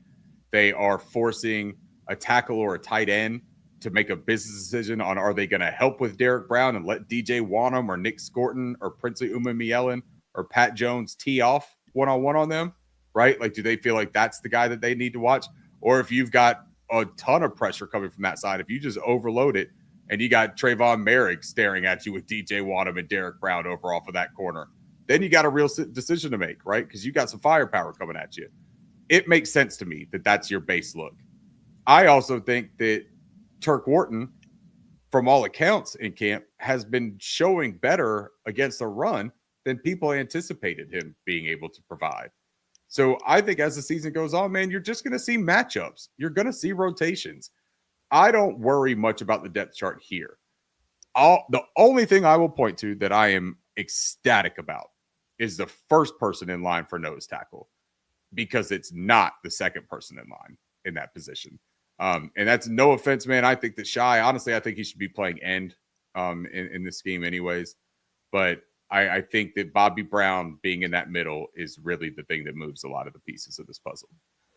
All right, let's go to the offensive side here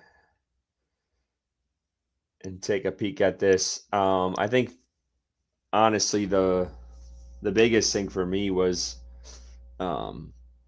Jimmy Horn Jr., I believe, was the 7th wide receiver on the depth chart, according to Panthers.com. Understand it's or we all, think that, at least at this point. Think he adds a different element. And I said this, I think, one of my tweets at FanFest. I think he needs to get more reps with the ones. It kind of reminds me a little bit of Leggett and Coker of last year. Leggett didn't get a lot of reps with the ones in training camp. He didn't. I remember saying that time and time again. And for Jimmy Horn, I just don't think, at least from what we have seen, and we only got to see FanFest, is he was rolling with the 2s and 3s. He was rolling with Andy Dalton a lot. I don't actually think I don't think Bryce Young threw a pass to him in FanFest. So maybe they'll, up that, and we'll see preseason here once the lights actually come on. But that was one thing that I thought was notable with this room. And then I'll shut up because I don't want to take all of them, but there's another one I'm thinking of too in that wide receiver room. But anything out of the offensive depth chart that piqued your guys' interest at all? I'll say not seeing Jacoby George listed. I think he was one of the higher fan favorites of an undrafted rookie wide receiver. I see Kobe Hudson up there, but no, I'm sorry. I do see Jacoby George. I apologize. In that inside wide receiver there. So completely forget about what I'm saying. He's there, but definitely lower on the depth chart. Yeah, he's definitely way far back. Lower on the depth chart for sure. But yeah, I mean, Austin Corbett listed as the starter, I think, over Cade Mays, I think was something I've talked about. I'm pretty comfortable saying that that's not a super competitive competition there. I think if Corbett's healthy, that's your starter at center, with Mays being the backup. But I am comfortable with that room, I would say, which is different from what it was last year. Seeing Corbett play that and then Mays come in for him after the injury, I think those two guys provide some stability at that position. But other than that, man, there's not like a whole lot of like surprises, I would say, in my opinion, on this offense. The running back room looks good, man. I'm excited for Jonathan Taylor to get back because, God, it was a contentious pick, but with him back next season, hopefully, and all things go well, that running back room is going to be looking good with ETN, Hubbard, and Jonathan Taylor. So, yeah, I mean that's probably my biggest takeaway. Ricky, what about Brady? You got Jonathan Taylor Thomas on your mind, but it's Jonathan Brooks. Sorry, Jonathan Brooks. What I'm about struggling. Brady? What about Brady Christensen, Ricky, at backup left tackle? Yeah, it's interesting, but you know what? They also had Brady Christensen. They had Brady listed at 2 different positions last year, right? And he ended up playing left tackle more than he played those other positions. I think what that shows me is that Brady Christensen gave them enough last season in his couple of spot starts, right? Where they feel comfortable with him being the backup there instead of Yosh or Yash. I think what's interesting to me was where these guys are. Trevor Etienne being ahead of Raheem Blackshear kind of dispels a little bit of that seniority, right? Like that's a rookie, that's a 4th round pick that comes in and immediately he's there. But then you look at him where he is on the special teams, and he's further down that depth chart than Raheem Blackshear. Raheem is listed as the 1. We'll get there, damn it. Return. Okay, sorry. I didn't mean to. Yeah, I just spilled the beans, didn't I? But also, how about Xavier Legette and Jalen Coker being lined up there as opposed to Jalen Coker being behind Adam Thielen as a slot receiver, as a second string slot receiver? He's categorized as the second string Z receiver of this offense. To me, that's pretty interesting. And I don't necessarily say that I buy into it as like, hey, that's what it is. That's the competition. But Xavier Legette versus Jalen Coker, from a competition standpoint, would have to make you sweat a little bit if you're Xavier Legette. Because Jalen Coker, I mean, dude, it's going to be really tough to find a hole in his game that you could point to and be like, he just doesn't do this as good as Xavier Legette. You could try to say, what, he's not as fast as him? Which one of them has an 83-yard run away from everybody touchdown?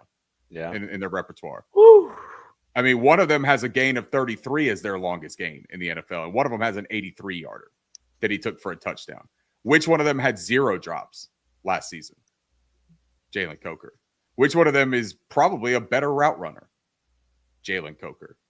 And I think Ricky, you better chill out, man. I promise. Yeah. No, they're coming for you. That's fine. That's fine. I'm not saying Dad's coming for you, Ricky. It's fine, man. I'm not declaring that Jalen Coker is the unequivocal better player than Xavier Legette. That's not what I'm saying. But from a competition standpoint, and when you line them up behind each other and you say that this wide receiver room is so deep that you're going to have good players who are fighting for targets and fighting for playing time that may not get as many as possibly they deserve, you're going to have to explain to me like I'm 5 why Jalen Coker would be the one who's missing out on those opportunities. Hunter Renfrow hasn't played meaningful football in a couple of years. He's nursing a hamstring injury. He has looked great in camp by all accounts.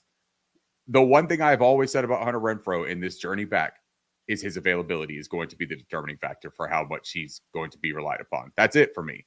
If he comes back as even 90% of what he was in his most effective season, good football player, deserves a spot. But if he's not available, okay, let's have another conversation then, because you need somebody that can take over that slot position. That's Coker as well. Coker's very efficient operating from the slot. I don't know, man. Xavier can run out of the slot too, but Jalen Coker, guys, is probably the most consistent receiver we've had outside of Adam Thielen on this roster. And I just feel it's a little bit funny that we could sometimes dismiss that because of the fact that Xavier Legette has a shinier exterior, if you will, right? He's the first round pick. Where he went to college. Big and strong, went SEC school. Coker's from Holy Cross. He doesn't have the same physique. Although if you talk about what Dave Canales said about Jalen Coker too, coming in here, right? You say, well, what would you think about, I believe it was today on Kyle Bailey, actually, here at WFNZ, where Canales was talking to Kyle Bailey and said, this guy came back from the 5 months this offseason and looked like a different athlete. And, we've seen pictures of him, man. He's more toned, looks sharp, looks fast.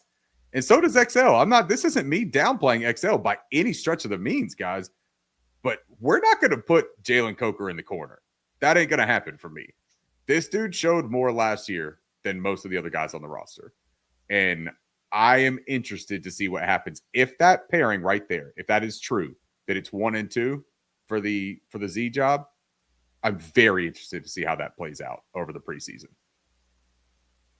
Yeah, and I think too, and I can't remember if either of you guys mentioned this, but David Moore being up there, he's like the fifth or sixth wide receiver on this depth chart.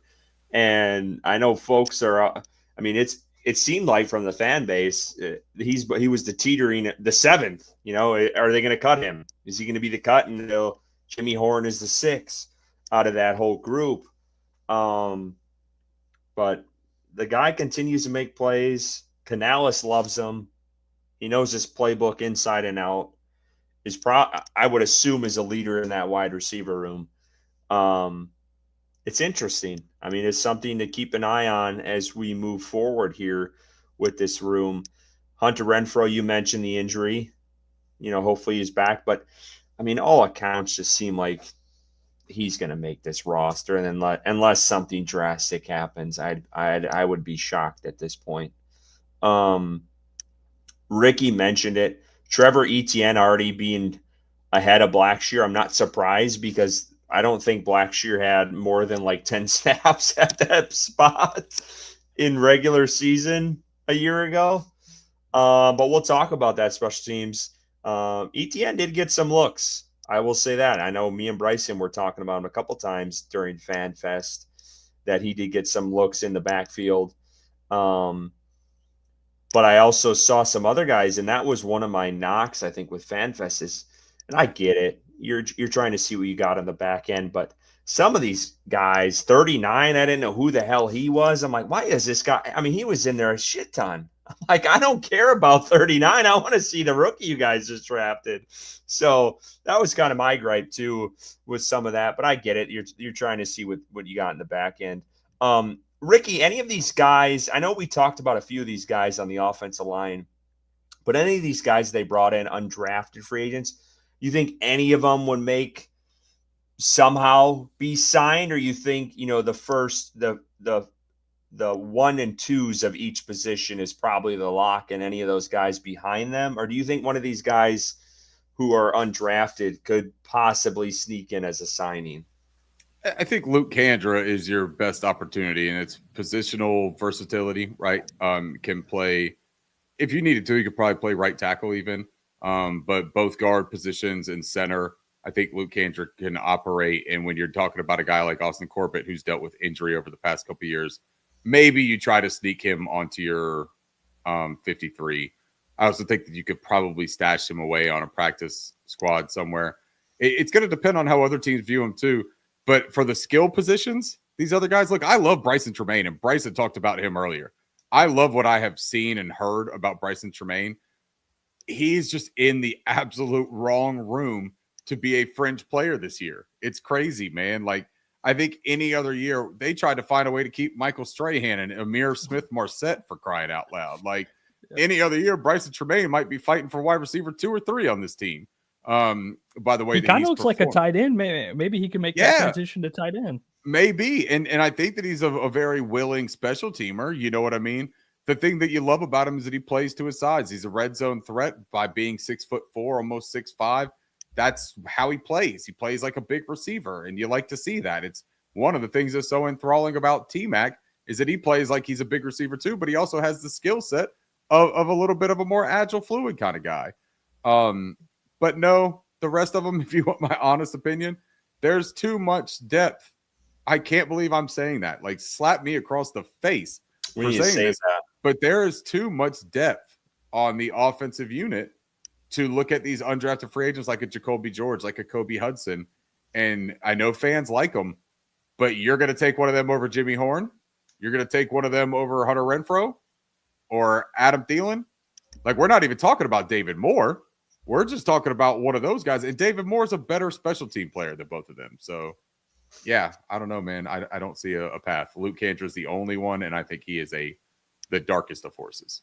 Look at that. Perfect segue into special teams, Ricky. It's like he knows what he's doing here. Almost.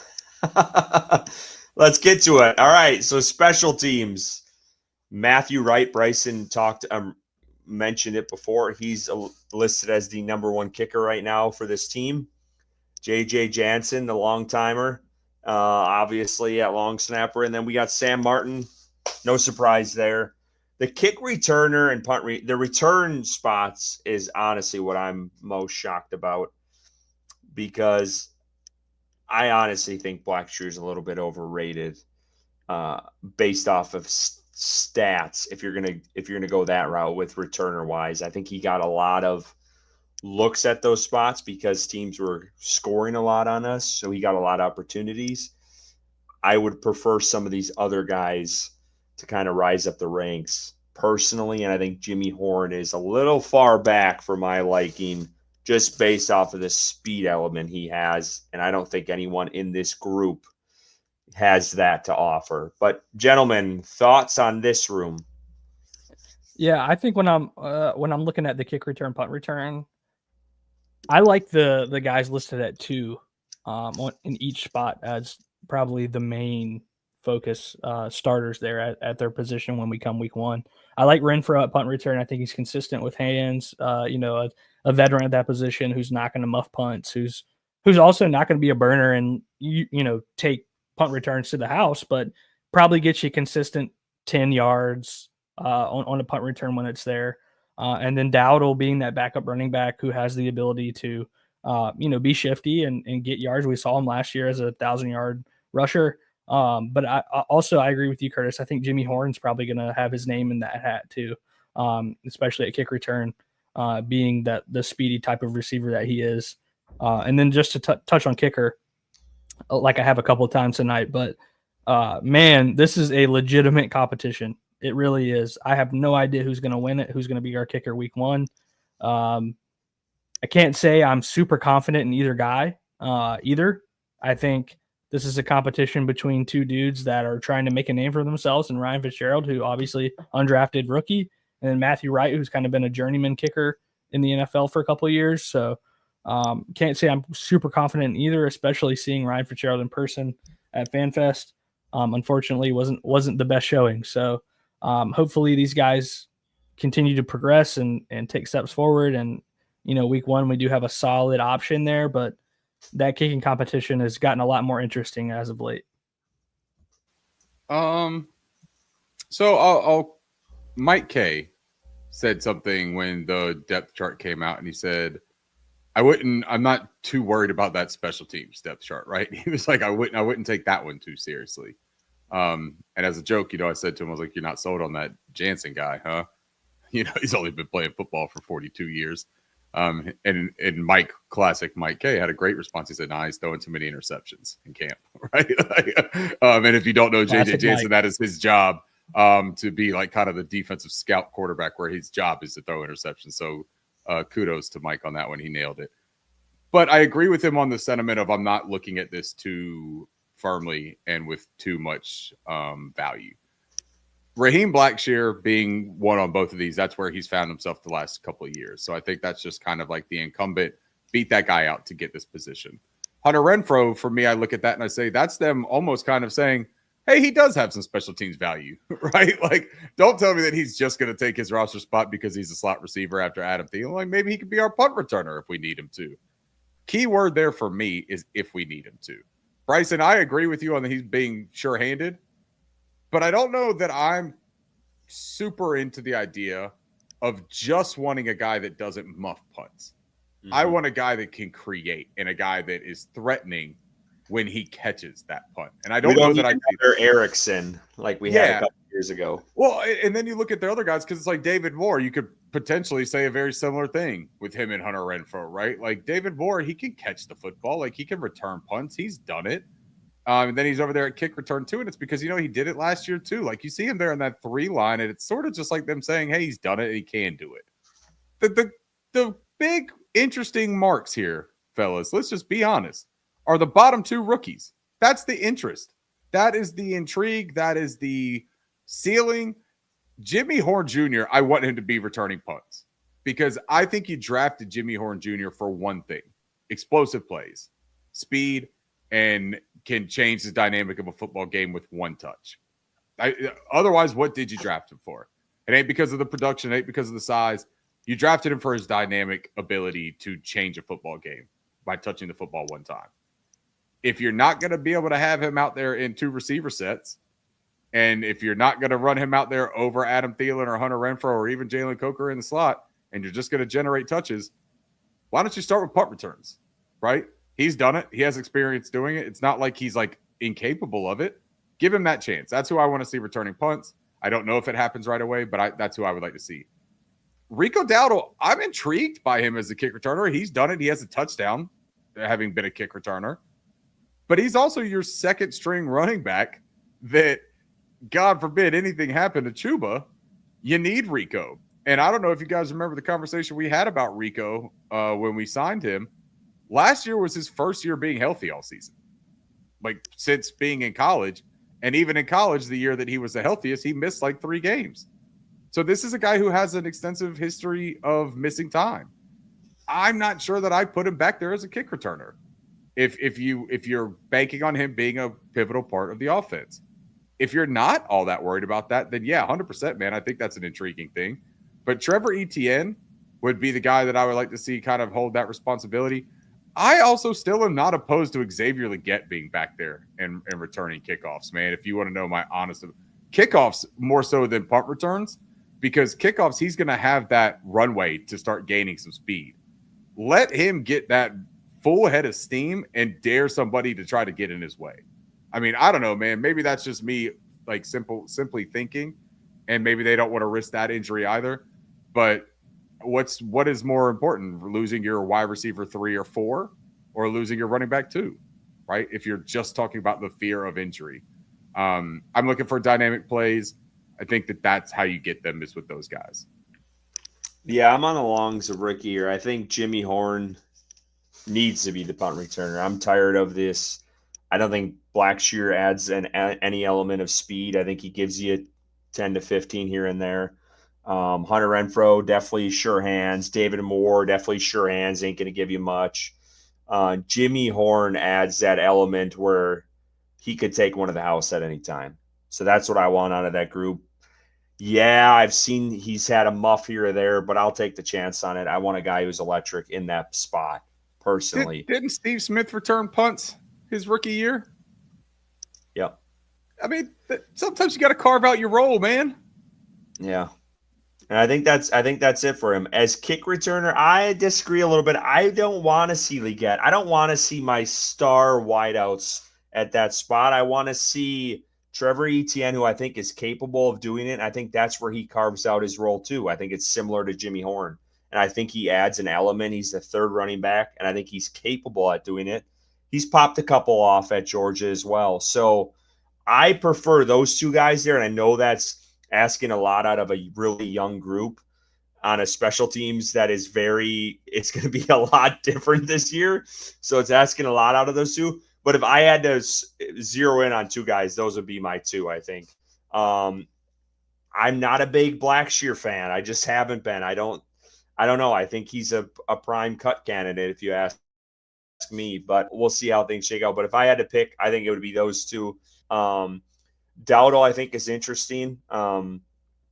Ricky mentions a good point with the injury, so you might not want to touch that. But if they think he can hold up, I don't hate that, because I think he adds another element too to that room. But yeah, if I had to pick anyone, it'd be Jimmy Horn and Etienne at those return spots. And scared money don't make money, right? So we can't be too worried about injury. You got to get somebody out there to do it. But Bryson, what do you think? And look, Xavier Legette's not even on this list, so I don't think this is even a conversation that's really worth having. But now I'm intrigued because Curtis was against me on this. But when I look at Xavier Legette, I'm reminded of guys like even Cordero Patterson, Josh Cribbs, right? Bigger guys, physical guys that once they get their head of steam, they're really effective, man, from that point of view. We've seen Xavier Legette return a kick for a touchdown at South Carolina. If he's going to be fighting for snaps, if he's going to be fighting for targets, don't you? I don't know, man. Am I wrong for thinking that's a way to get him going and maybe even build a little bit of momentum for him? I don't hate the idea of Xavier Legette there. But you don't love it. No, I don't hate it. I was gonna disagree with Curtis on the star receiver comment. I was waiting to see if you would take that one. I think Xavier Legette still has a lot to prove for this team. Being drafted in the first round last season, have a disappointing year one. So my biggest thing, I'll defend myself here quickly. I don't want to see my number 2 or 3 wide receiver hurt on a kickoff. That's my biggest thing. Are you certain that Xavier Legette's your number 2 or 3 wide receiver? I am. I think he's going to prove that this year. Yeah. And I think that's a point that can be argued, but I'm not as opposed to it as Curtis is. I think Legette brings an aspect, like you mentioned, Ricky, of speed and not wanting opposing players not wanting to get in his way because of his size. Once he gets that speed and he has that ramp up period of getting to that top speed, I think he has a threat of taking it to the house. I think that room is deep, right? We talked about it in this episode, that wide receiver room being deep.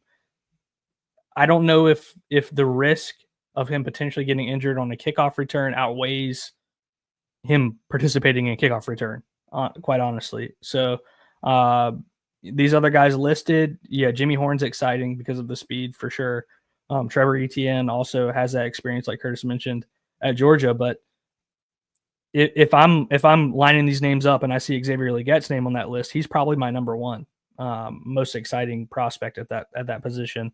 But to Curtis's point, you do have to weigh the risk there, and it looks like, at least from this initial depth chart, that the coaching staff just doesn't think it's worth the risk. But I think it could be exciting. They're smart.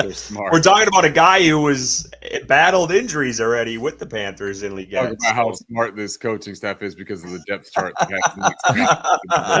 Raheem Blackshear, who he doesn't like as the and Nick Scott at starting safety. Right, I'm playing it to my favor, Ricky. Okay. No, look, I that was just like a extracurricular, right, type of conversation. That wasn't anything to do with, they're not going to have him doing it. But when I look at the names on here, I guess I was just saying, if you're really looking for the dynamic, that's something that I think that I could look at and justify just from a, I want you to be involved. I want you to make an impact and contribute. And there's a way. I guess to dig a little bit deeper on this, what team, and obviously I think you disagree with me on him being a 2 or 3 by the end of the year. What team has their second or third receiver returning kicks right now in the NFL? Yeah, no, and I don't know that I even disagree with you that that's where he could end up. I think that is absolutely where I hope he ends up, as being a number 2 or a number 3 on this team. But there's a realistic chance that he's not. And so when I look at that, I just say, if he is struggling and he's not finding his own lane on the offense, maybe that is when you pivot and throw him back there as a kick returner and see if you can't jumpstart something, right? As far as like with the team that has their number 2 or 3 as their returner right now, no one that I can think of. But when I think about a guy like Percy Harvin, that was team's number 1 wide receiver, and he was also their kick returner and punt returner, and he made a huge impact in those areas. So I mean, there are examples of teams using their really good players in different manners. Tyler Lockett, I think, was Tyler Lockett was a punt returner for a long time, and that's somebody that Dave Canales may have a little bit of familiarity with, right? Mm-hmm. But yeah, no, I don't disagree at all that it would be far-fetched to see it.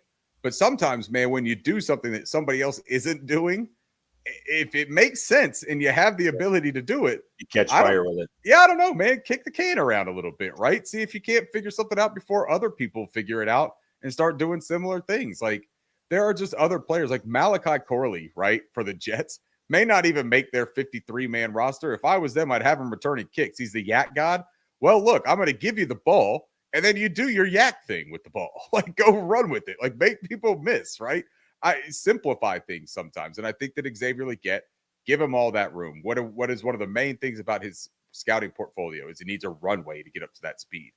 Well, shit, man, with the way that these kick return rules are now, the runway is exactly what he has. No one is moving until he gets that ball. So it just makes a lot of sense to me.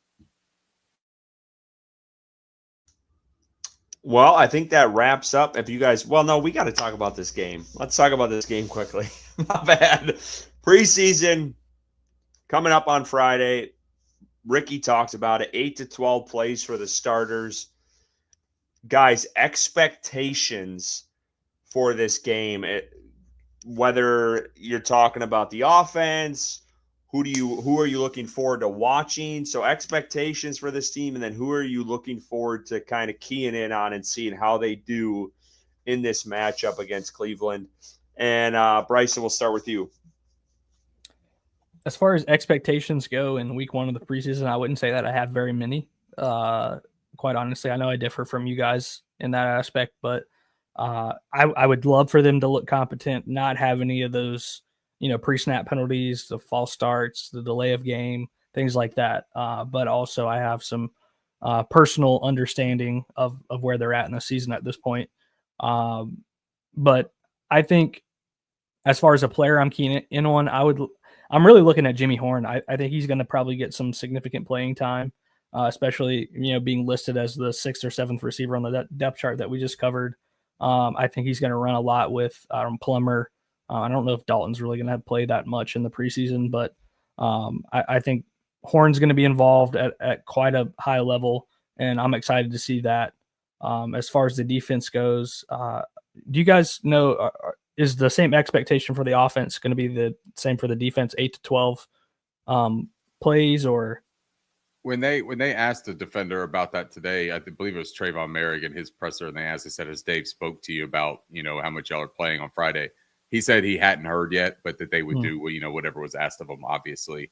Yeah. I would assume it's probably pretty similar. Yeah. You know what I mean? Yeah, then I'd be really interested to see the rookies at edge, Scorton and Yep. Umemi. So those would be 2 guys I'm really looking forward to seeing on the field.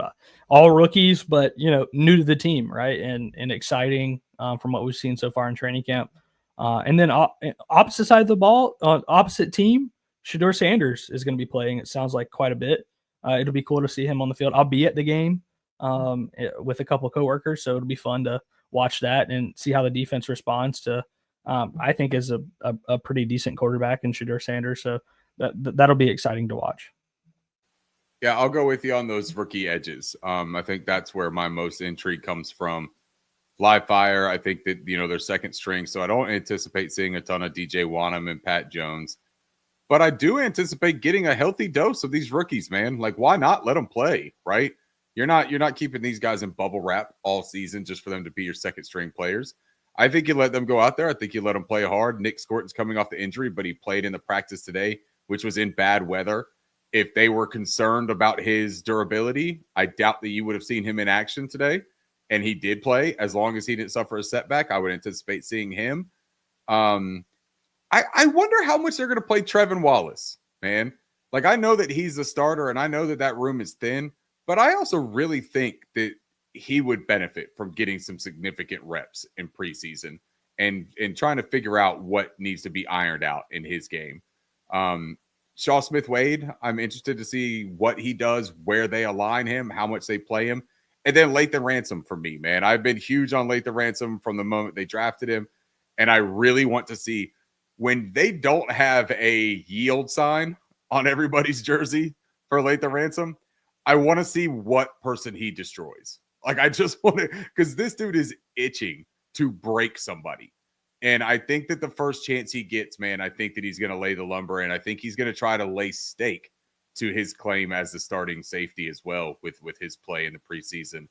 Offensively, sure, man. I want to see T-Mac. Want to see him play. I want to see this first unit, as you alluded to, Bryson. I want to see him play clean football. I want to see him play well from an operational standpoint. And I would like to see them put points on the board. Do they have to? Is that going to be my barometer to call it successful or to hit a panic button or anything? No, it won't be that. But I really want to feel good about this when we walk out of here on Friday. And I just want to see progress and not starting from scratch again. So that's, I guess, where I come from with it. And then if Trevor Etienne, man, if you give him some time out there, I'd like to see how he does, even behind the second string offensive line. Canales said that the offensive line was the position that if he had, or the position group that if he had to point to, that's the one position group that he thinks has excelled the most in camp. and he talked about the entire depth of the unit. So I'd like to see that in action. I'd like to see Brady Christensen. I'd like to see Cade Mays. I'd like to see Chandler Zavala, and see how they did. So, yeah, I'm interested to see how that second unit does. Yeah, they better score points. That's my barometer. I want to see points on the board for this offense against a half starter unit for this Browns team that everyone's talking about. One group we didn't talk about tonight that I'm curious to see how they do is the tight ends. You didn't see much. I think Jatavion Sanders got a couple looks maybe at FanFest, but I want to see what he's got. He definitely looks slimmed out, a little bit quicker. Mitchell Evans, I'm curious to see how he does. He got a ton of looks with those starters at FanFest, or he was at least out there. So I'm curious how that group does. I want to see Bryce Young take command, own that offense early on, right away out of the gate, which honestly he's done, and Ricky has talked about this a couple times. Up to this point, he's done pretty well scripted. So that should be more smooth. How does Icky do? I mean, this is a contract year for Icky. Let's see what he does against some of these. If their starters aren't all playing, how does he hold up on that left side on the line? Cade Mays, I'm curious. I want to see if his snaps have improved from last year. Is he getting those things up? Or are they still trickling on the ground and reaching way out here for it and those type of things? Defensively, I hope I don't see Nick Scott out there with the ones. And I want to see Lathan Ransom. Ricky talked about it. I want to see Lathan. I want to see a good amount of him, to be honest with you. I want to see what he's got. I want to see how these linebackers do against the Cleveland Browns offense and how they shake out. Pat Jones, how he's going to do. I know he got some looks today, and I saw some of the short little clips where he was getting after it too. But just how is he in game? Because we haven't seen a ton of him. And then one of the guys we talked about, Corey Thornton, how does he hold up against some of these opposing teams when he's got a different jersey across from him? How does he hold up with this secondary? Because J.C. Horn's not going to be playing. So is he going to get the nod right out of the gate with Mike Jackson?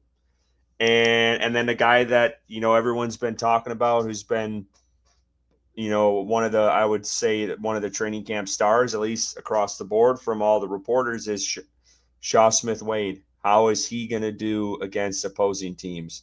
So I think that's the biggest thing for me going into this week. And then Bryson, the man of all the kickers, and that is, how does Fitzgerald do? How does Wright do? I don't know how they're going to – is it Fitzgerald's turn again? Or are they going to keep swapping in and out? How does that group hold up in Bank of America Stadium? So those are probably the biggest things for me. But I just want to thank everyone who tuned in tonight, because we had came in late. What's up, B? Yeah, 650 plus tuning in at almost 11 at night.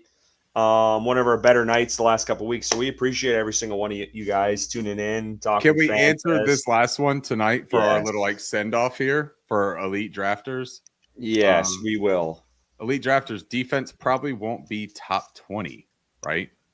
I don't think so. I'm going to play Curtis here for a second. Let's start it off with Bryson.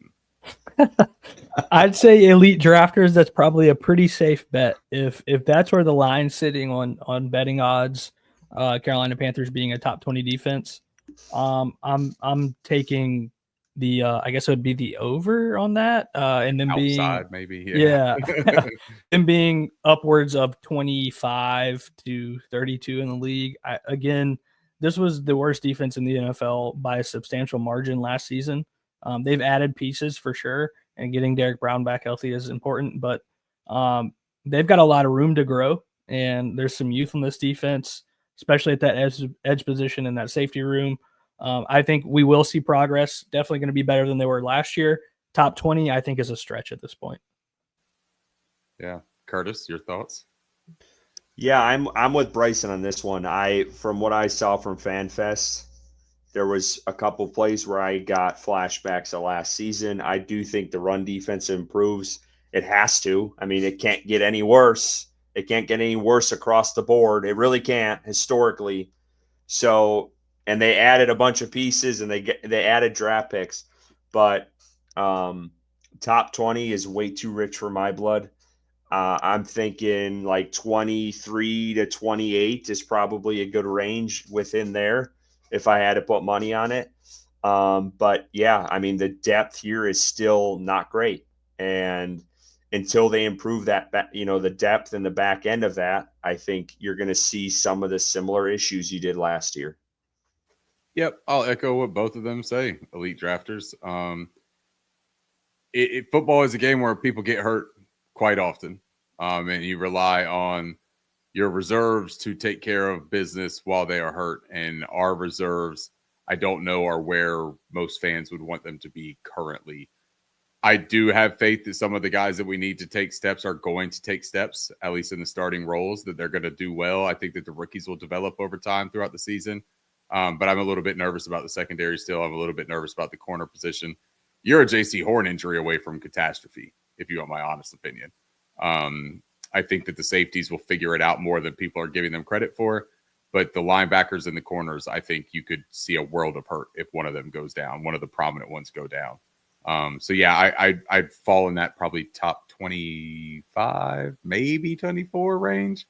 And I'd push it that far. We appreciate everyone. The chat's been lively tonight, so we thank you all for chiming in and asking us questions and the super chats, of course, throughout the night. So we appreciate everyone tuning in.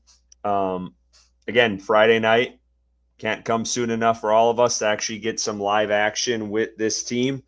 We'll be back next week. We appreciate everyone. Again, you see that little ticker? There's that jersey. It's right over Ricky's shoulder. A Saimu Simahama jersey. We'll be giving that away at the end of preseason. All you got to do is subscribe to our YouTube channel, prove to us that you do, and we will get put your name in a drawing for it, and we will pick that as we get closer to regular season. And we just want to thank everyone again. 666 tuned in right now. We appreciate every single one of you all. It's just okay. Somebody just helped us. Appreciate that. I go to sleep feeling all fucking cursed. Just past 11 on the East Coast, and we got 600 plus in here. We appreciate every single one of you guys. We'll be back next week. We'll talk preseason, break it all down for y'all. But until then, keep pounding.